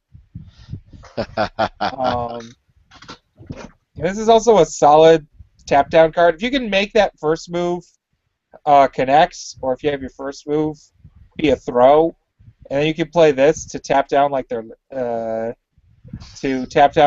out of control giant or something, or commit a card. You can commit their Lion's Dance. Yeah. You know what I really want to play this in is like Clark. Like you go play a fire throw, and then hits, and then you go play this second, and then you're just like, okay, +3. You go his effect for the damage pump. Mm-hmm. So it's a 5 mid for 7, commits a card. And plus he has all that. Like you could somehow be ahead of 6. You can get to 6 over 6 cards. I've gotten to 8 cards once at Clark, so I can't say that it's not possible for this card to get that high. Like this card could just tank. Well, there was more cards for that deck too at the time that made you able to tank. Not as much anymore. Yeah. You had pay to protect. It's not I bad. miss Pay to Protect It does so have much. you can play Valiant Assault after it. You can There's always- another punch. Yep. Oh, that's right. When I went through and looked at the set in UFS Ultra, all the keywords hadn't been applied yet. That's why I didn't find many punches for Valiant Assault. Move Yeah. along. Next card. Cannon Flyer. 5 difficulty, 3 check, 3 high for 4. Throw. This attack gets -1 difficulty for each slam in your card pool. If your first attack this turn was not blocked, this attack gets +3 damage. I like this card with all the slam stuff because Zing. yeah, it's Zing's fugglier cousin. Yeah. I was gonna say fair because easy. No, more fair it's ugly. Like it's always like if you're doing it right, if you're playing this card right, it's always you're playing it at 5. You can't play. It gets harder the more you play of them. So it's a good like end of like if you're playing Birch, like the Birch Slam deck, this card can get kind of cool. Yeah. Because if you don't have one in hand, you pick one up, you play a couple slams, and then you play this. And if they didn't block, if they don't they're gonna realize what's going on eventually. But they know they have to block your first attack. But if they have to let the first attacks come at you, this card's 4 mid for 3 high for 9. Yeah, if you block my 3 mid for 3 slam that I drew a card off of, I'm pretty okay with that. Like you just and with the how Birch works, it's like okay, you blocked my first attack or throws irrelevant. All right, I'll just pick up one of the other combo slams instead this turn. Yeah. You just wait to pick it up until you're ready. And hypothetically, very specifically in the slam deck with this card, this is technically better than Zing because you don't have to play those 5 other cards ahead of it in order to get it to be only 5. You can just go play 2 or 3 slams and then play it for 5. Yeah. So if you're reaching to get cards, especially with Mourning the Lost gone, it can be kind of hard. Yeah. Oh, by the way, Hmm. oh, Mourning the Lost was still around. This slam deck would be so good with Cannon Fire. I know. Okay. Kiora, 2 difficulty, 5 check, +1 high block. Action. Your slam attack and this card do not count towards progressive difficulty for the rest of this turn. R, before the damage step of your opponent's attack, it gets -2 damage. Add 1 non-reversal slam attack from your discard pile to your hand. I think the E is pointless, and I like the response. Fire/life/ kind of all are kind of getting this like DR plan between all these cards. Yep. I think once Piglet's champ card rotates, this card's going to see some more play. Yeah. Like, I'm going to be sad to see that card go, because that was the first champ card I actually wanted to get out of the new batch when they came out, and I loved that action, because it was fun, and I played it in so many different decks. But this card is kind of a good filler. If you're playing slams, even if you're playing just a few slams, like if you're playing like 8 slams out of the deck, like you're playing as like filler spots, this card does some pretty good work with it. Like it's a 1 high. It fills a bunch of uses. Yeah, I mean you can respond to 3. If you really want to go deep, you can respond with 3 of them and make it take no damage and pick up 3 attacks. I'm just saying, I'm gonna see this. This is gonna happen. Like somebody's gonna be on this like kill turn, and they're gonna be like going for lethal, and I'm just gonna be like, respond Kiora, pick up an attack. Respond Kiora, pick up that attack. Respond Kiora. Because they're just gonna be looking like, I just lost to Kiora. They went deep to try to kill you, and they don't see it happening. What slams are there, real quick, that are from the older sets? Older set, I should say. Older set that are good. Like I think picking up Magnet Slam. Picking up Magnet Slam off of all fire. I like Proto Slam actually. I've been kind of really getting for that card. That card's really kind of a reach card. Picking up Shield Ram off of this, sir. Oh yeah, picking up Shield Rams. Oh my god. That's true. I want to pick up shield rams in a fire deck now with this. Just card. respond with 3 of these, and you're like pick up 3 shield rams, and you're like go next turn. You're like attack, play 3 of these, kill you. Because it also just allows you to DR and pick up a +1. Well, You know where this card could be insane? This could be really good in Fireman. Block with a Firestorm for next turn. Respond with Kioras. Pick up your shield rams. Play Firestorm and then play 3 of the play 3. Play shield rams. it's actually not that bad. There we Not go, good man. enough for Gen Con, but it might be one of my first fun decks I play after Gen Con's over. Yeah, we're gonna need fun decks after Gen Con for at least a month. Yep. All right, on to the next That's card. We right. had a lot of fun with this one. More fun than was needed. Not over yet. 2/5 +2 high block. F. Your next attack this turn gets +2 damage, +2 speed, and ignores progressive difficulty. Let's just also ignore the bottom text, please. Read it. E. Discard X cards, draw X +1 cards. X equals the number of other cards in your card pool. This F is crazy fun. Just go move, move, move, move. Play this thing at 6. Play my gigantic move at no progressive difficulty. It's just like, oh, you thought you were safe from my Ryoken because I played out a string. Well, ha, surprise. Now it's a 7 speed for 9 Ryoken at like my 5th attack. Or you could be really silly and just go attack. Not over yet, not over yet, not over yet. Throw it down. Play my attack at like 2 difficulty with Ringman. Make it gigantic. You know what I really want to play this with is Corner Your Prey off of Life. And just go like you can like play this, play Corner Your play like you go like play this, like play an attack and then play Corner Your Prey and then play another attack. Like you can play from your hand or you can play from your momentum. Good luck. You can also play this in Marius Gaius and Extended. Yeah, Marius Gaius loves this card. 1 giant attack a turn. That's all he needs. I want to play. I want to play Extended. I want to play Extended Marius Gaius with Morgan support and just play 1 giant attack a turn and then play all of our effects that trigger off of one attack being played. It's so cute. Actually, no, he doesn't have life. Damn it. No, I thought he did. No, he has. I don't. Is it? Oh, I think it's all Fire Earth. Yeah. Damn. Okay. All right. And the card draw is also reasonably good. Yep. Next card. Talbane's Nunchaku. 3 difficulty, 5 check, +1 mid block. Unique weapon. After you block with this card, add to your staging area. Ready. Sorry. Yes, you add to it ready. Destroy both players, draw 2 cards. I like that it immediately goes to your staging area. I wish its enhance was anything else. Well, this doesn't really go good in too much of anything outside of really Bishamon. That's kind of cute with Bishamon. You can play this in an old Bishamon deck and get that weapon for free. It's kind of cute. I think this card's fine. Yeah. Like it's a decent card.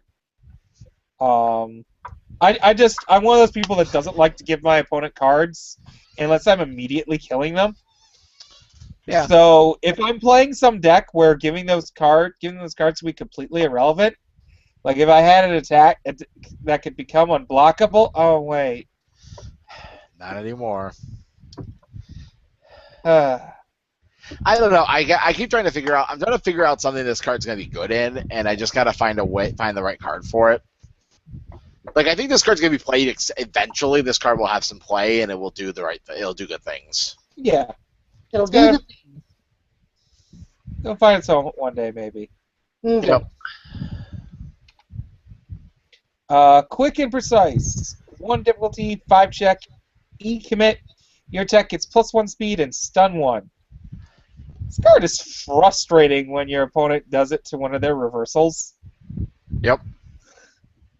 Uh-huh. +1 speed, Like- stun 1. +1 speed, stun 1. Like, it's literally like, this card is tap your board and make it harder to block. I like it. Like, this card's pretty neat. It's a pretty good spam. It's good enough that I think I'm okay with it not having a block. I think the fact that you get a speed bonus and a stun bonus for a commit, I think it's fine. I'll have to definitely look into things a bit more. What do you think, Joe? I really like it. I've had it used against me. I use it in one of my decks. I think I'm using it in Goro right now. Oh God. Using this in Fire Goro. It seems to be pretty useful. Yep. Overall, it's a really good card. I like it. Fire really needed a good spam card again, especially with these abilities. It's okay in Benimaru as well. Am I? Should I just try and build a Benimaru deck one day? Dude, go for it. I still Like- say he has a really lackluster finisher, but I just he didn't work well enough when I had Chasm Buster. I know. Not That's a lot like- of things were. That's like the second best stun attack ever printed ever. the first being Chain Throw. Yeah. Oh god. Okay, third best. Sorry. What's second? Wheel kick. Z-Mane's wheel kick. Yeah. Oh, yeah. All right, moving on. Kroot's Bloodline. 2 difficulty, 5 check, +3 high block. E, Committed Foundation. If this is your first attack this turn, it gets +2 speed.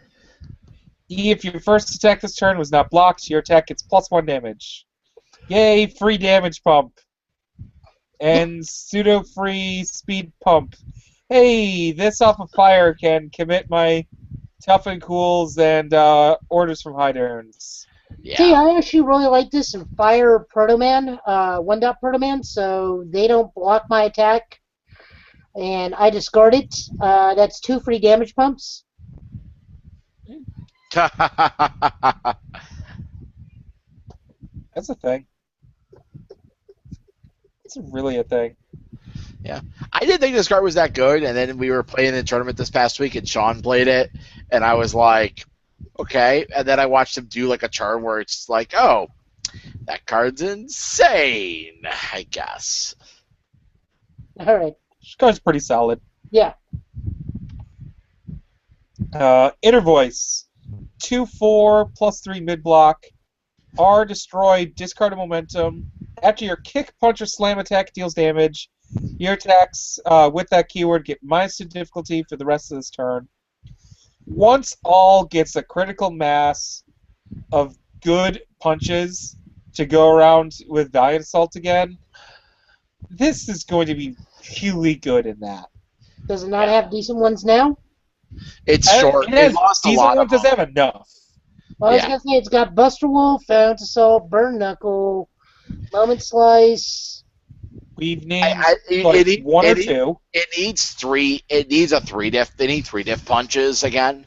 Yeah. And like that's the big thing. The punch deck had a lot of good 3-diff punches that it lost with recycling. So Yeah, like this will kind of make up for the fact that the deck doesn't have like chivalry anymore and whatnot. yeah.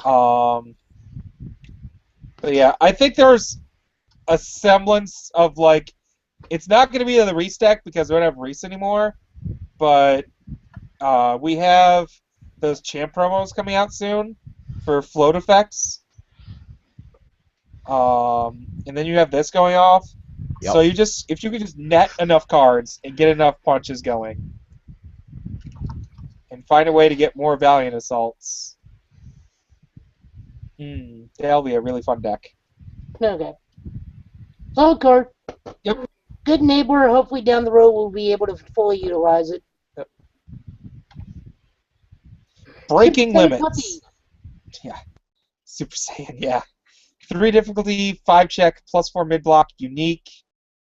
E, destroy, your attack gets +4 damage. Your next attack this turn gets +4 speed. Only playable. This is your first attack this turn. I like this more than things like Prototype. I Yeah. like you have your first attack be a throw or just a really fast move in the first place, and then you play as your statically big move and you make it really fast. I like this card overall. I think we lost Jesse for a moment. I think he muted himself for something. So What about this along with delayed detonation? yeah, it's a lot of blowing up your own stuff, but if you're going all in, it can be pretty decent. This card also just looks cool for Will. Yeah, it does. It's my favorite thing out of my starter decks. All right. We will just. That's a lie. That was never hopeful. Key That techniques. card's really good. Yeah. I'm trying to go really quick. I'm sorry, I really needed a water and an Olive Garden breadstick. I'm jealous. I'm neutral. Right. Key techniques. 2 difficulty, 5 check, no block. E, discard a card. This attack gets -2 damage. E, commit, discard a card, draw a card. This is another one of those DR type cards I was talking about that you got. Like, you can go. This is just a hypothetical idea we came up with when working on like the BB Hood deck. You can play Errands from Grandma, reduce any attack in the game down to 6 damage when you're with her. And then you can go -3 more from Walagoro, and then Kiora. So it's a lot of Magical Crystal Land things with a 3-card combo. But you can bring any attack down to 1. Or you could do, and then you have like key techniques where you can discard a card, use this card, -2 damage, and then flip your Wall of Goro. So between those, you can make any 6 damage move down to 1. So you can just make 8,000 degrees with this card. See, I'm not looking at it as damage reduction. I'm looking at it more as a quick way to filter through your fire deck. Because in fire, now you have what we call alcoholism, which is comfort in a bottle. We have Wall Girl, and now we have this card. So we can filter the deck pretty quickly off of a single form and 2 E's. But yeah, this is also really good with Templar, where you block their you block their first attacks you can't take hits from with Templar, rip extra cards, and then when you can't really block anymore, or if you don't want to, you just got dead cards that you don't care about, you could just sustain and just take back down a little bit of damage from it, and then draw up for the next turn and go for the kill. Alrighty. I think this card's pretty solid. Yeah. Alright. Dragon Cannon, 2 dots. 6 difficulty, 2 check, +1 mid block, 5 mid for 8 ranged. E, if this is your first attack this turn and your opponent is at Desperation, this attack gets +X damage. X equals your opponent's vitality -8. E, discard 1 momentum. If this attack is blocked, add 1 card from your discard pile to your hand. Alright, the short version of the first enhance is if your opponent is at Desperation, this attack's damage becomes equal to your opponent's life total. I was saying, this is pretty much a fatality card. Yeah. Yep. So that's why everybody's jumping at it. If you can do half the damage to your opponent, this card becomes play and be lethal. So block me or die. Well, this is where the throw it downs. This is where your revokes. This is where if you see this, if your opponent checks this card early and you have some way to stop damage pump or enhances, you don't play it until this card happens, unless you're dying. Yeah. And also the E is nice early game. Just like here's my gigantic move. If you actually manage to block it, well, I'll just go rip up another one. I like that I like it's a giant range, another giant range card that combos with Shield Ram. Yeah. Yep. It's the art for the playmat, and it looks really cool. Yeah, it really does. There was another I had another comment because I had a conversation with someone about this card today, and I want to confirm because I didn't have a chance to confirm his statement earlier.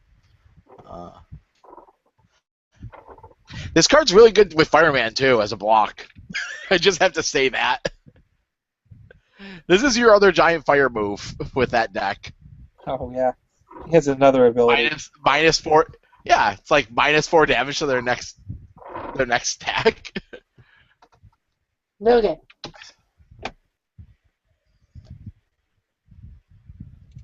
Alright, sorry. Shunned. 1 difficulty, 4 check.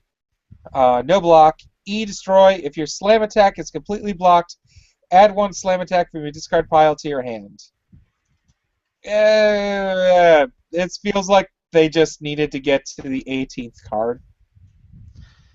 Yeah, this is kind of threat. Like if it was R destroy after your slam is completely blocked. Yeah, at a 1/4 no block, I think that would have been acceptable. Yeah, at an uncommon. Like this should be a 1/5 +3 mid block with how it's phrased now.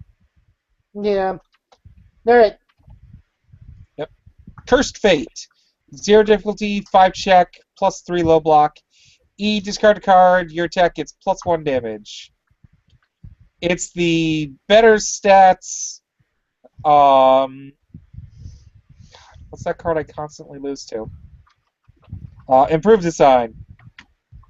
It's a better stats improved design for you're not going out on a gigantic string.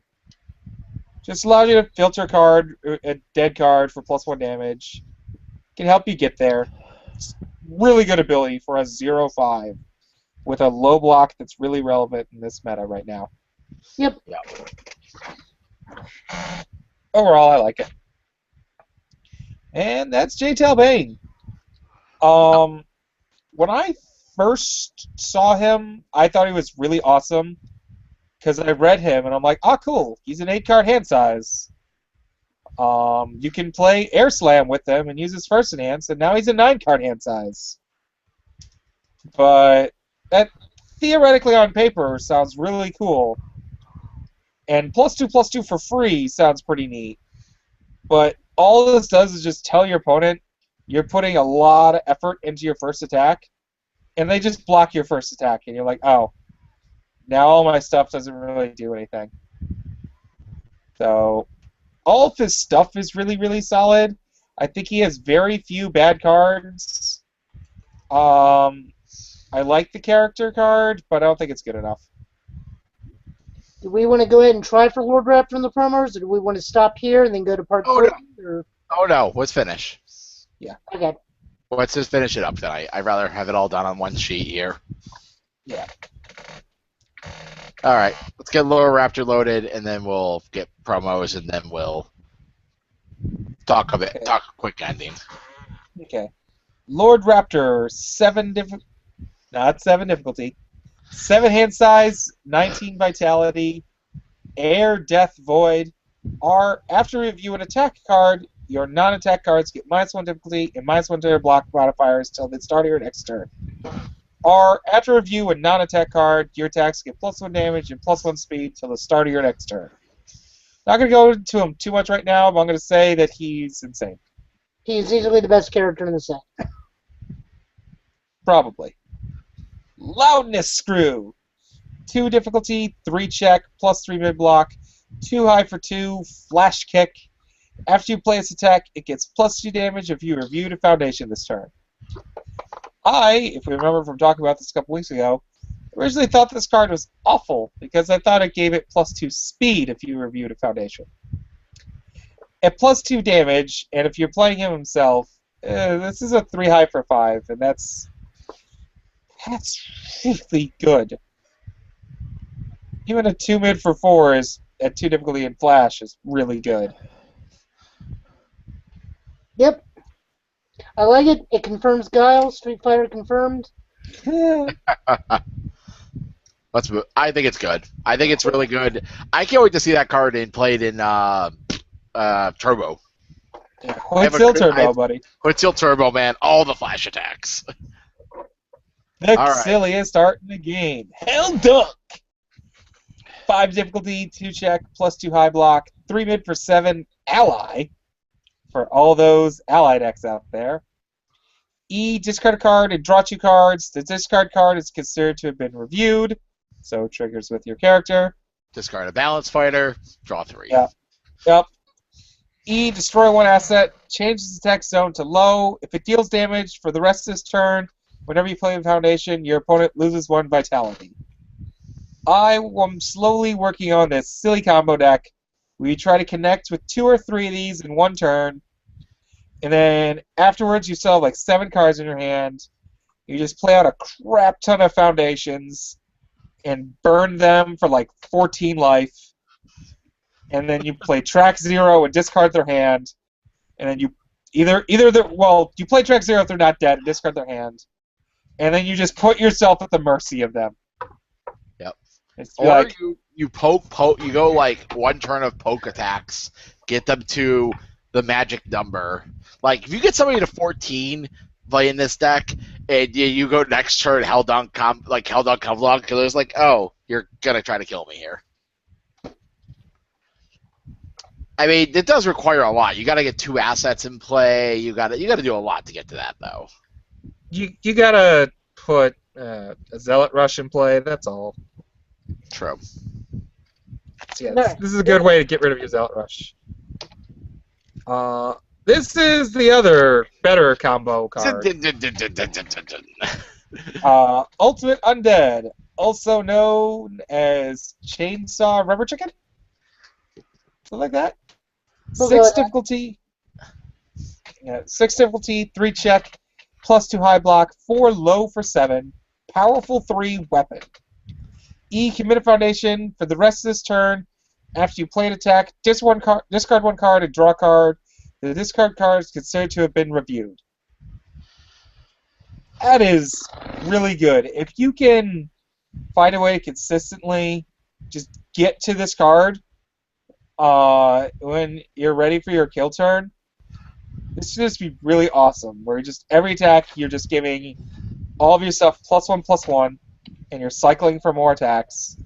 So by the time you get to your loudest screws, they're like 4 speed for 1 billion. 4B for 6. You're like 4 mids for 4 high for 6s. You're just like poke. It's also powerful 3 just for no reason.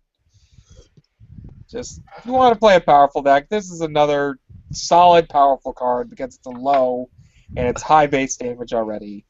Yep. And you get to take a chainsaw to Felicia. Who doesn't love that?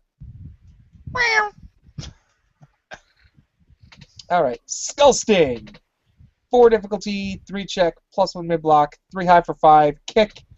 After you review this card, if you have 1 or more momentum, you may add 1 other copy of it from your discard pile to your momentum. This is decent. I mean, it requires 1 copy. It requires you to already have a momentum, which is hard to do on 2 of these symbols. And then it requires another copy of it in your discard pile already. And the nature of the character card, at least, if you're playing this in relation to Raptor, I'd much rather be reviewing Foundations. Yeah. But it's a +1 mid block. Like, it's good stats all around. Yeah. It's just 60% of the time its ability is blank. Yep. But Death Voltage, 4 difficulty, 3 check, no block, 4 high for 4, slam. After you review this card, you may unflip 1 Foundation. E, if you reviewed a Foundation this turn, this attack gets powerful 2 and stun 2. This is my favorite attack of all of his. Like, Hell Dunk is the silliest, and I want to build this combo deck. But this one I think is statistically the best. You review a Foundation, so it's a 5 for 5 with him. And it's powerful 2 and stun 2. The powerful 2 is just icing on the cake, and if you're playing it in like a Felicia deck, that can be a really solid finisher. Where like you review a Foundation, You play this as like your third or fourth card. She makes it 7 speed, and then you stun something, and then you discard like 3 momentum, and then now it's 10 damage. Or you could play it in Mega Man and give it stun 2, and then enhance it, give it powerful 2 and stun 2. And now it has 4 keywords and a total of 4 stun. There's just a lot of good ways to play this card. Yep. And it unflips Ophidiophobia. What's not to like about this card? The lack of a block. You're gonna just review it! Or you're just gonna smash them with it. Skull Punish. 5 difficulty, 3 check, another not block. 2 mid for 5, throw. If there is a card in your discard pile, the check to play this attack is equal to control of the top card in your discard pile. No check necessary. I love this.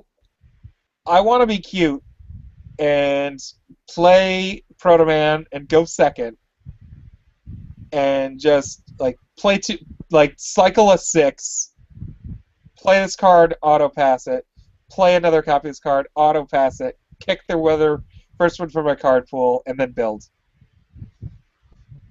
Yeah. I want to have the magical Christmas land of that being my turn 1. It's a possibility.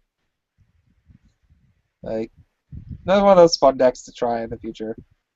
This card is also very gory art. He really looks like a xenomorph in this art, specifically this one. Yeah, it's a cute card. I'm not sure if it will have a place. Hey, you never know. Alright, Death Hurricane. 3 difficulty, 3 check, +1 low block, 3 mid for 4, powerful 2 slam. After you review this card, your opponent loses 1 vitality. Unfortunately, in my pre-release, I didn't get to live the dream because everyone else around me was drafting Raptor.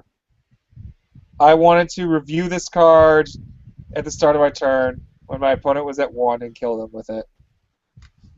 But I just didn't see any while drafting. This is easily one of my favorite attacks from the sets. I just built this in my new version of Joe. Focus Slash then this is an amazing combo. It's very cheap. I'm actually surprised it's a 3 difficulty attack for what it does. With powerful 2, again with focus charge, it's powerful 3. It's just a really, really good card, and a +1 low block on it is just amazing.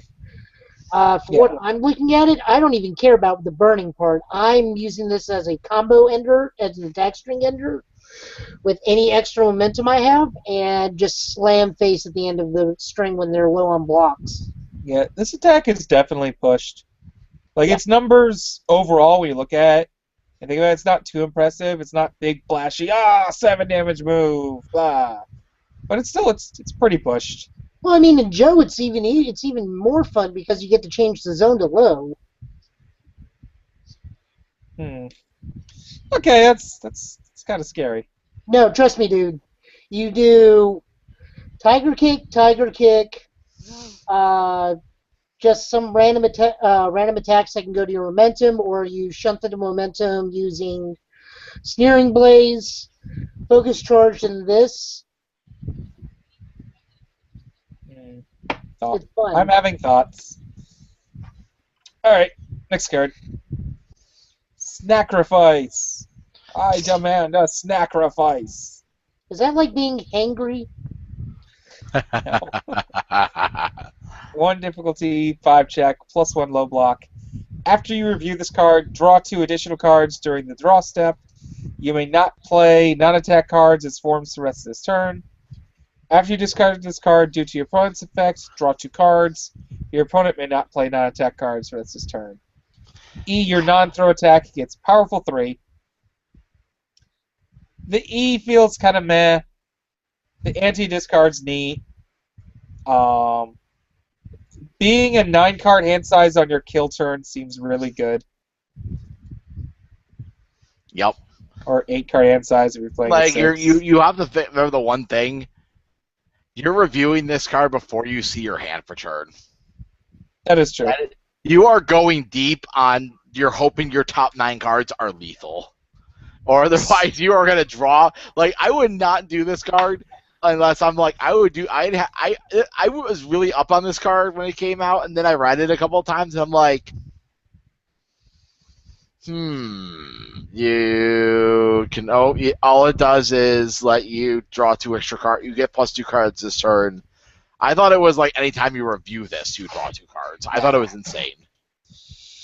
Yeah, I definitely thought that too. I don't know, in a Jiffany deck, it still might be something. Yeah. I wish it shared symbols with like improved design, because giving me 2 additional cards for improved design discard outlet would be pretty nice. Yeah. I mean, you technically still could, but you'd be risking. This could be really This could be really good in Death Skullman. 8-card hand size on your kill chart with Skullman, not too shabby. Yeah. He turns 1 card hands into 10 attack hands pretty easily. Yep. All right. Next card. I'm done with my sacrifice. Sacrifice. La Malta. The fuggliest little thing. 0 difficulty, 5 check, +1 mid block, ally unique. E4+, your attack gets +1 speed. R, after your ready phase, discard a card. If it's a copy of either this card or a card you reviewed this turn, draw a card.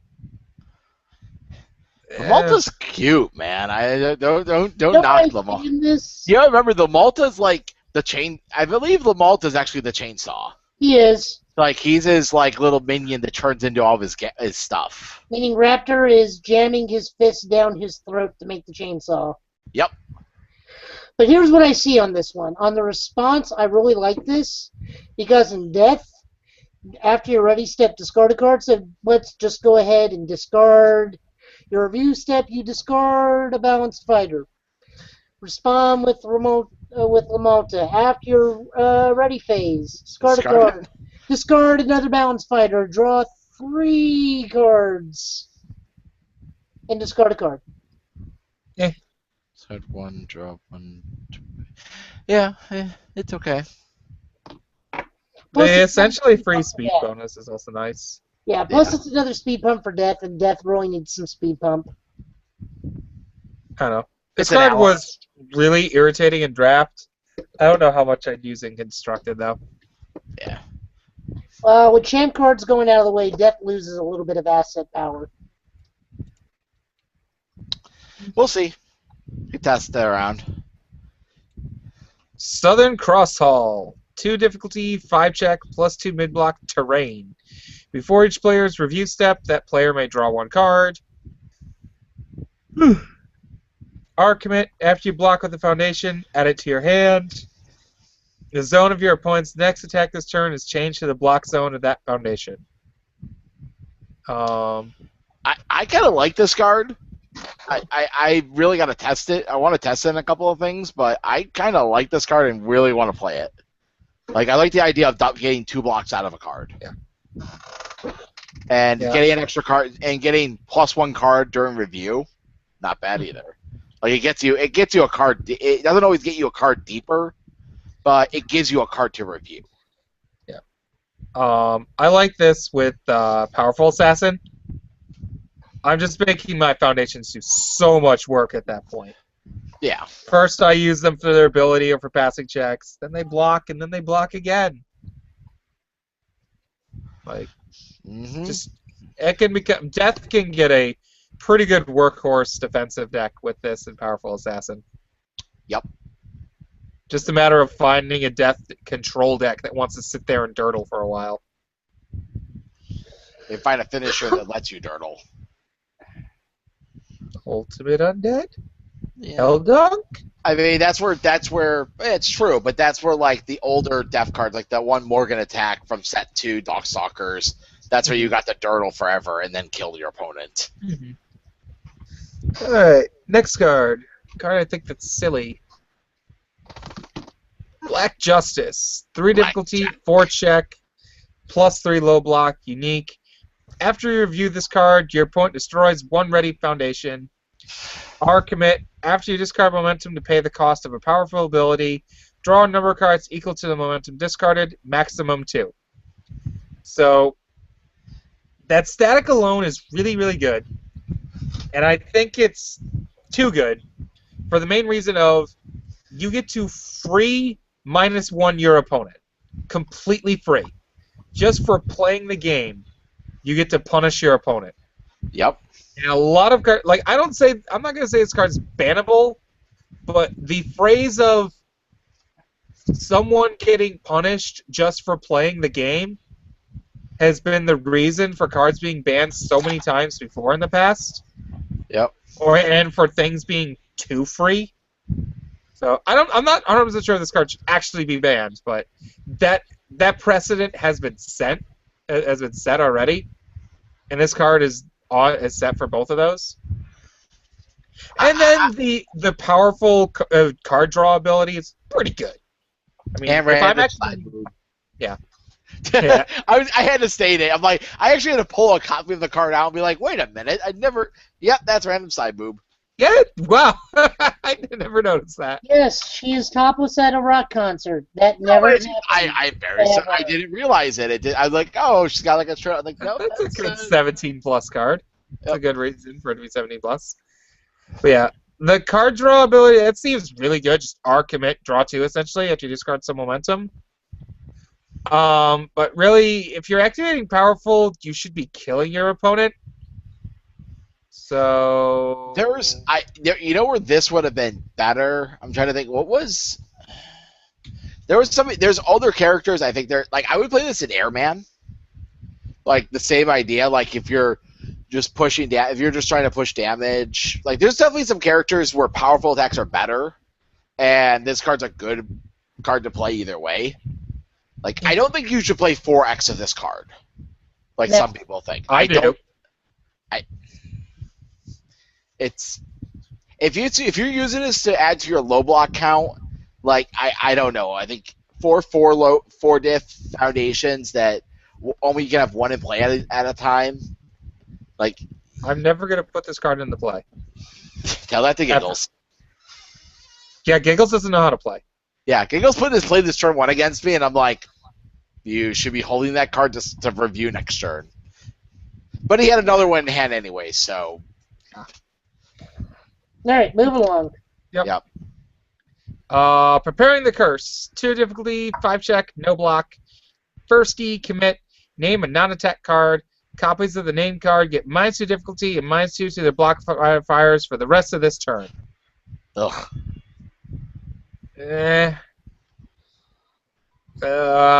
Really crappy way of saying speed bonus or like really crappy like not reducing speed, but I'm reducing speed.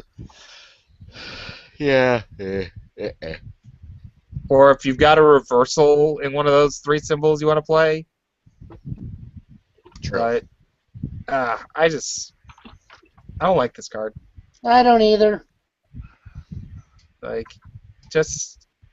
yeah. Drag 0 though.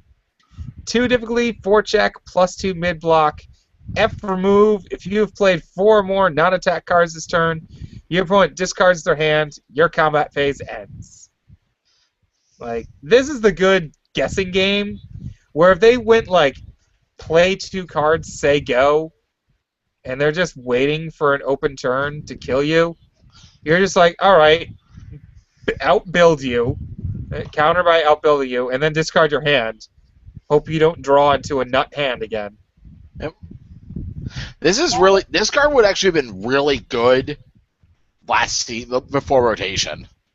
I would have loved this card like against like there's a lot of decks that were doing hold and build for a few turns. Yeah. Divine Trib decks. Yeah, like like I will go like if I was playing a 7, like I said, this is really good in 7-hand sizers or hell decks with Mourn the Lost. This card was really good. Would have been really good. It's like all right, I'm gonna play Mourn the Lost, play another card, track 0 you.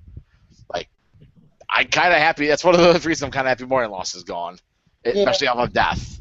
Air, we'll see what happens with the new one. Alrighty. Summer heat. Card advantage your opponent out and scoop their hand. Go. Oral Dead. 2 difficulty, 5 check, another not block. After you review this card, seal one of your opponent's foundations. R. After your opponent adds 1 or more cards to their momentum during the combat phase, discard those cards and add this card to your momentum. No. Okay, this card concedes that Snake Man might be a thing, and it's a way to stop him. It only discards the ones that are being added by the effect. It doesn't discard all of the momentum. Oh. No, it's not insane. I thought this card's good. awful. It's usually a 1-for-1. Sometimes it's a 2-for-1. That's about it. It doesn't do anything more. It's really good. Any people who are stupid and like do like upper sleeve and they're like discard 4 momentum to put 4 back in.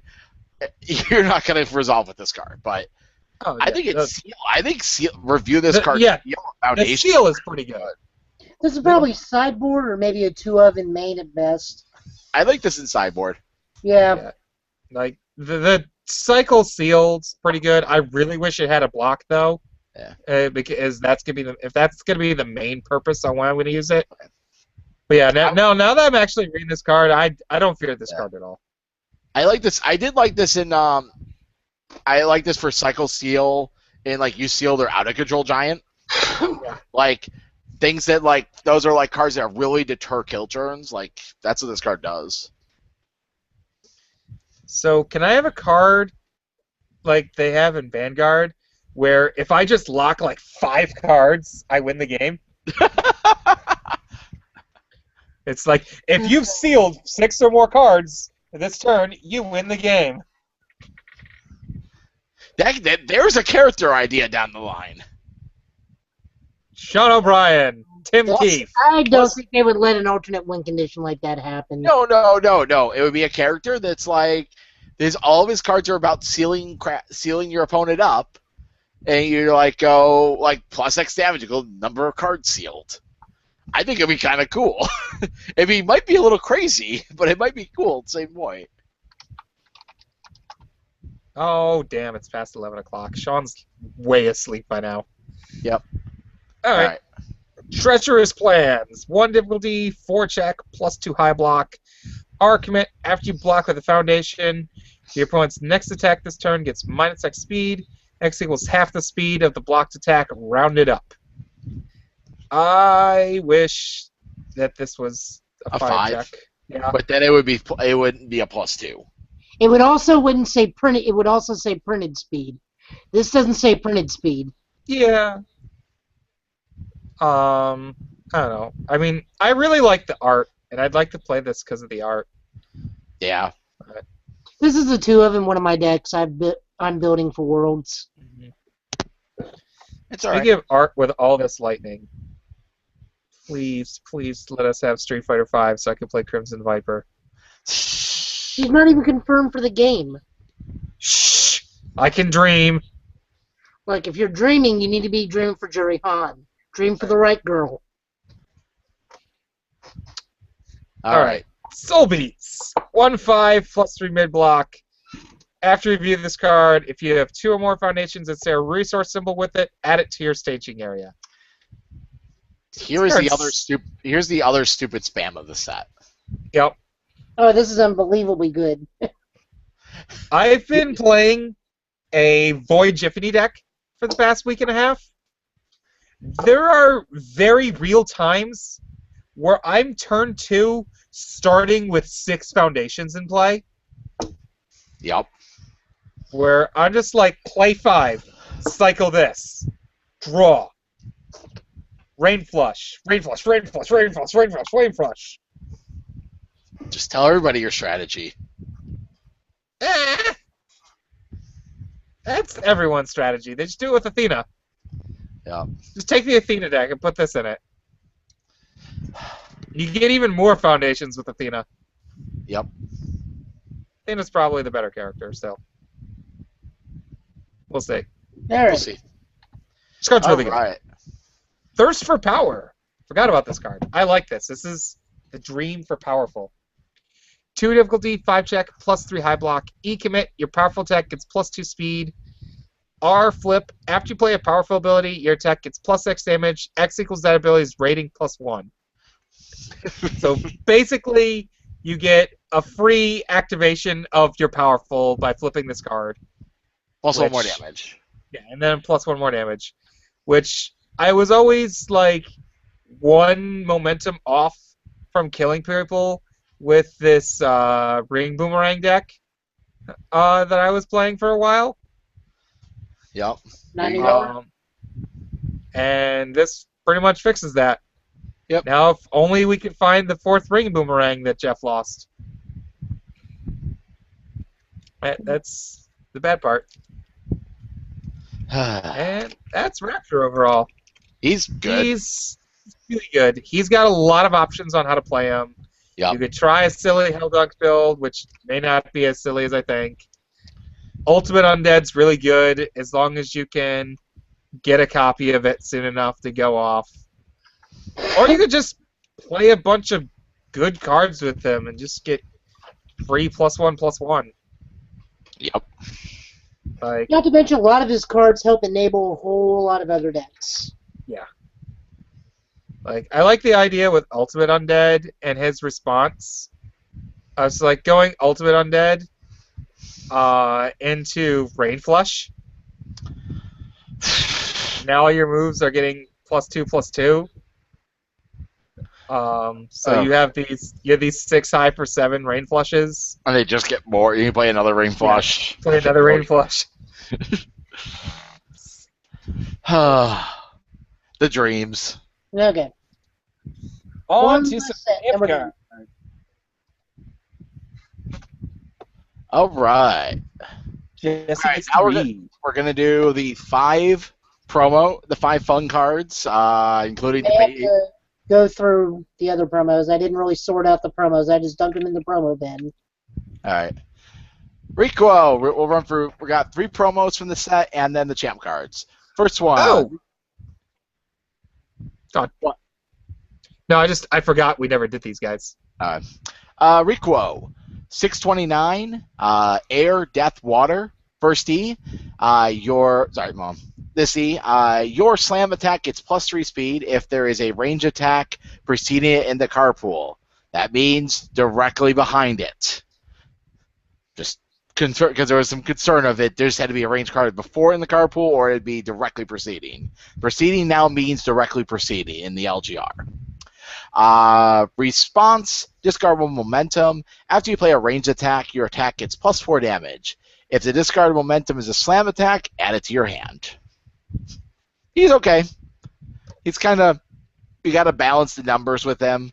Somebody's going to try to play him. He might be kind of cool. Will he be great? Is That's any hard to say. Rico ever great? Tell that to Nick Brown, who you'll Yeah. meet at Worlds. I have to tell Nick, why isn't he just playing Rikuo? He actually doesn't like it. Oh. Okay. He has a deck. He has a list for it, but it's not great. Make your Shield Ram 6 speed. Yeah. All right. Ugh. We already went over Eva, didn't we, from the promos? Yeah. Yes, he's not bad. We kind of, the numbers are possible, but we don't want to do it. Moving on. Yeah. It's not Moving possible. on. Presidential Barbecue. We talked about it. It's still. Yep. All right. Gem card number 1, the Golden Ticket. That is a 3 difficulty, 5 control. Thank you, Matt. +2 low, unique. F commit.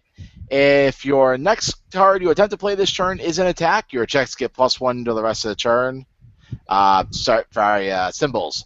All chaos, evil, and order. F, once per turn, discard momentum. For the rest of the turn, whenever one of your attacks deals damage, your opponent commits 1 foundation. Because I got a golden ticket. I don't. I think when I see the actual art, I think there's something I'm missing in the art that I can't see because I see a golden ticket somewhere. Yeah, But- the Jasco thing is. Yeah, covers over the art. This card's pretty solid. I this from the Michigan asset collection that has occurred from them. This is still pretty busted. I think it's I like the, I mean there's a lot of ways to stop the F. I see a lot of it. If this card becomes popular, Freeze Over is going to become popular again. Agreed. The other F, the once per it's just got momentum. Just if your attack hits, they commit one. It just presses damage. Like if you you could play a poke deck, and if you're hitting with 6 attacks, they're gone. They're dead. It's going to be bigger and more popular than Freeze Over. What? Polar Warp. Polar Warp. Polar Warp stops this card hard. Because you can't do anything in this, and it just dies. Yeah. No good. Yeah. But I think I'm still going to be we singing. all give I this got a a golden 9. ticket. I mean, yeah, we give it a 9 across the board. Next one. Oh, the Heat. I think we talked about this. Really good. We were confused why this debuted the day after Morning was banned. This is going to be legal for Gen Con, just to let people know. This is one of 2. This and EVA are legal. Barbecue and Roy's Our Boy is not legal. Moving on. Moving on. This handsome man. So stylish. Okay, who is the artist who did this? I know there was a thing about the artist for him. Regina. Gillespie. She does something, right? I know I've seen like an animated series or something like. she does a comic. She did work on. No, I know what she does. She does Tiny Titans. I know who else might know what she does. Jeremy Ray. Or Google. I just want to take it real quick because I know this. I know there was a conversation when at one point about Jerry's art, and he was trying to get someone, and he was trying to get the art for it. But I know this is actually a person. Like it's actually a named person he got the art commission for. Yeah, go through and read the card. We'll talk about it while I look. Okay. He's 5 hand size, 33 life, all good order. First F, reveal the top card of your deck. You may add it to the bottom of your deck. If you do not, and it is an asset or foundation, you may try playing it. Yes, you need to make a control check. Response once per turn. Commit a foundation. After an attack deals damage, add 1 non-action card from your card pool to your hand. He's so good. He's so good. It's a new throw deck. He's a throw deck. He picks up your blocks. Like, he is offensive. He is a build aggressor. This is, and I won't lie, I've seen different versions as he tested this character. I'm actually really happy where it ended up, where it's very much what he wanted to do, where it kind of has that 5 hand size powered up feel, but he's not extremely busted. Him with Cossack Citadel. The Citadel. Just build for days. It's secretly Jeremy Ray's summer home. Jeremy Ray Summer Home. No. Yeah, I like this card. We're gonna see somebody's. I know Jeremy Ray's good. I'm pretty sure it's gonna be the first world this card's gonna be legal. We're gonna see this card being played by him. Oh yeah. So I can't wait. We might see it played by me. There might be other people playing them. True. Alrighty. And just a reminder to everybody about the new champ cards. There's supposedly a fair agreed upon trade system or / value of all champ cards coming up to World. So usually people just give away their character cards nowadays. So yeah, I mean, I go high five him. Go give him a high five. Hope it's good. High five for cards. So who's this artist, Matt? I found a couple, like I found her page and whatnot. I did find a DeviantArt. Oh. Some other thing. Well, either way, she does good. She does good work. I will say this is pretty solid. Yeah, I like the art. Yeah. All right, moving on. Roy's our boy. Moving on. Goodwill. Basilio San Juan. 5 hand size, 32 health, death, life, water. First death. Draw 2 cards, discard 3. You may attempt to play 1 attack from your discard pile. If you do, +2 speed to that attack. That versatility. And then response, once per turn. After your attack deals damage, choose one of your... I Freudian slip there, okay? Choose one of your opponent's foundations. That card is not ready during the next ready step. Yeah. It's okay. You just finished reading Bazaar of Baghdad, so that's a good reason why you thought you started reading Magic Rulings. I like Bazaar of Baghdad. I like playing Hyperbomb every turn, or Flying Fortress Buster every turn. Yeah. What I wish was it wasn't a first F, or if it said you may attempt to play the attack at some time during your turn, so that way I could use it to set up combos. Yeah. Like, imagine setting up and playing a Leona Blade every turn with this guy. Yup. Yep.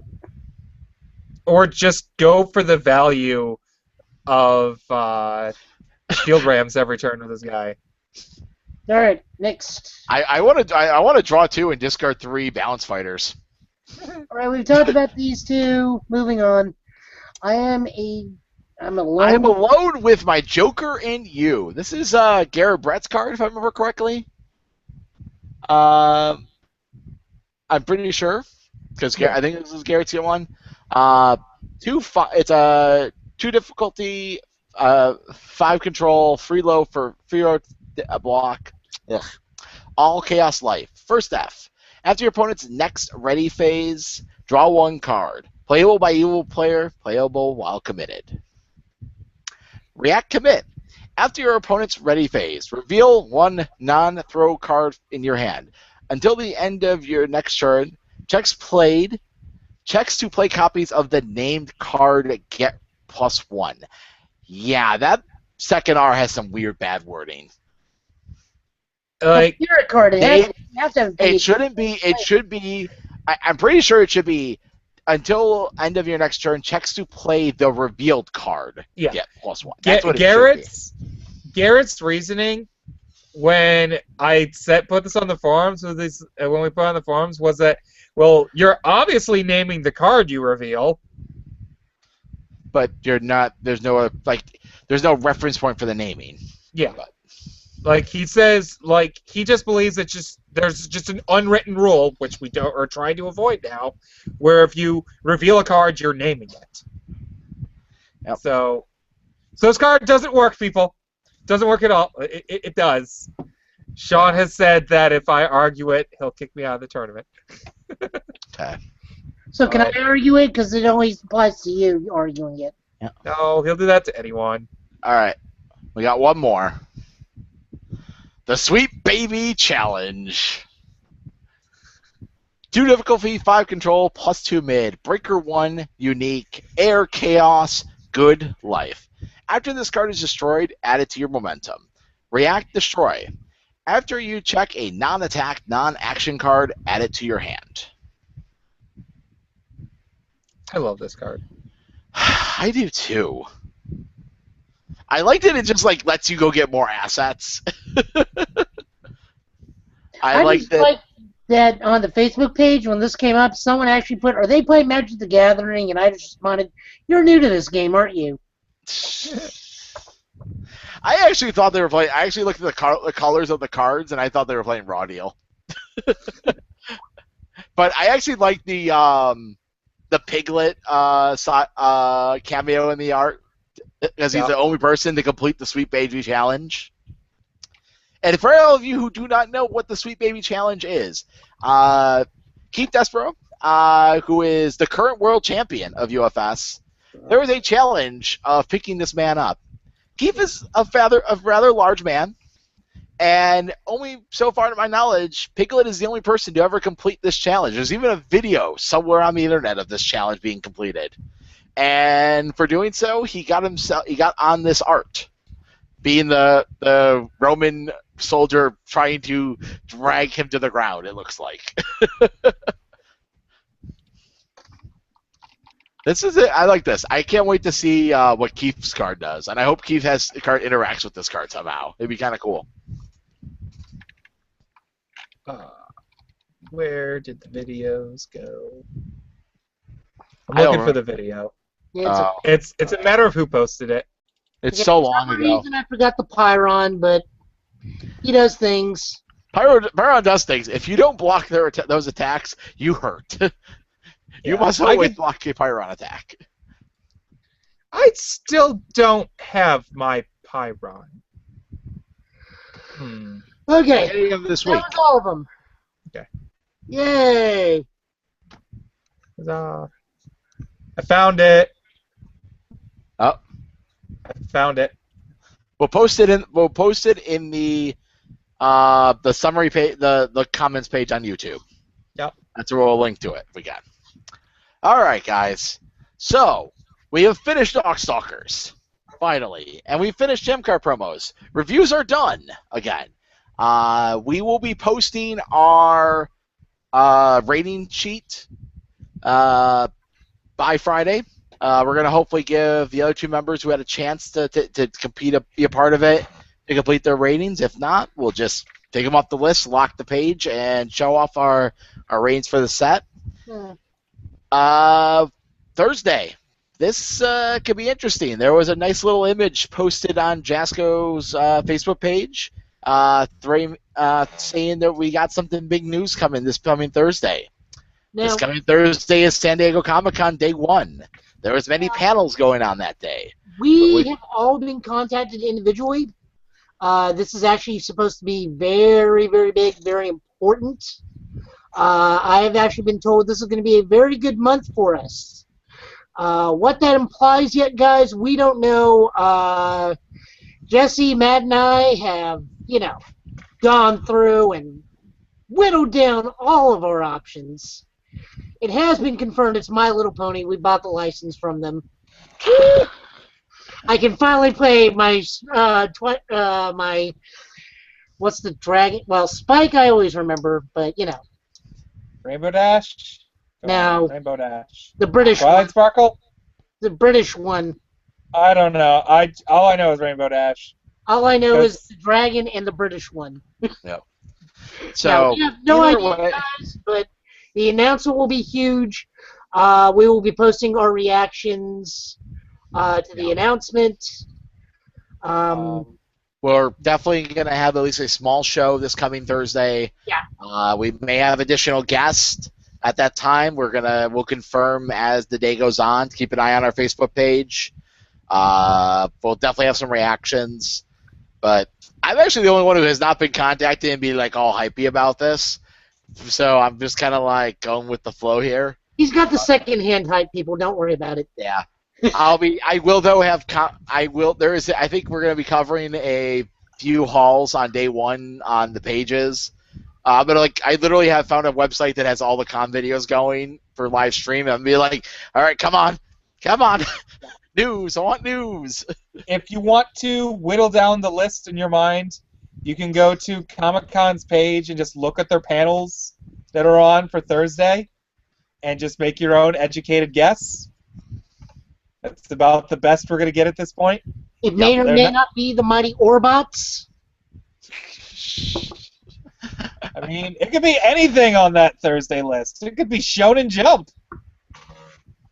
Yeah. Probably not, but one It can could hope. be DC Comics. Also, random note, because we can make this noted because this is aware of this. The Mega Man board game being produced by Jasco Games will be on demo at San Diego Comic-Con this year. Not just for display people, demo. There's a big difference. Yep. And your Lord and Master Jason will be there to demo that game. I'm pretty sure it's there to demo. Yep. Like 90% certain. I would At the very think least, at this Jason point, will be there.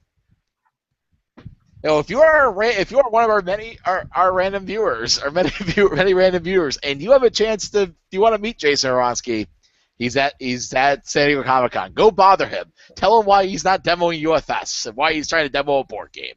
Bring schnitzel. The man loves German food. True. All right. So Well, that's everybody. how I get him to do things faster? I bring Yeah. him German food? So we didn't need to kickstart the rules. We just needed to give him food. No, we have to give him German food. I don't know. Okay. I have to say, let's look at from this game where we were a year ago to I hate to say like every year it's getting better, but it really is. Like Yeah. a year ago there was about to be a riot last year at Gen Con over this game. We have a rule book now. we have an LGR, sir. We have a tournament rules that are posted and on a forum. We have things. We have people that know what they're doing, as opposed to they think they know what they're doing. Yep. Yeah, I'm Start still on that ladder. Do not guarantee. I do want to ask one question, and we gotta get that answered because I haven't gotten it verified by anybody yet. I finally read through all the tournament changes for UFS that are coming. Is there no more top 16? Like it's top eight or bust? Because the new rules do not specify. They always specify we play to it where it cuts to a top 8. It seems. But we'll see what figure that happens. out. We're gonna. I think as we get closer to Gen Con, we're gonna do I think the week before Gen Con, we're gonna do a Gen Con hype list. You know, if you're going to Gen Con, this is your first time. You should know these things. Learn them very wisely. Because Speaking of- it's not your normal con. The week before Gen Con, Yeah, the Thursday before Gen Con. that may be a bit of significantly hard to do, but I will explain those reasons after the show. Oh, okay. Okay. I think we just post a bunch of articles. Yeah. Yeah, we might post some stuff, but okay. Well, guys, have a good night. Thanks for checking out the rest of our set review, and we'll see you all on Thursday the 9th, hopefully with some big news. Yep. But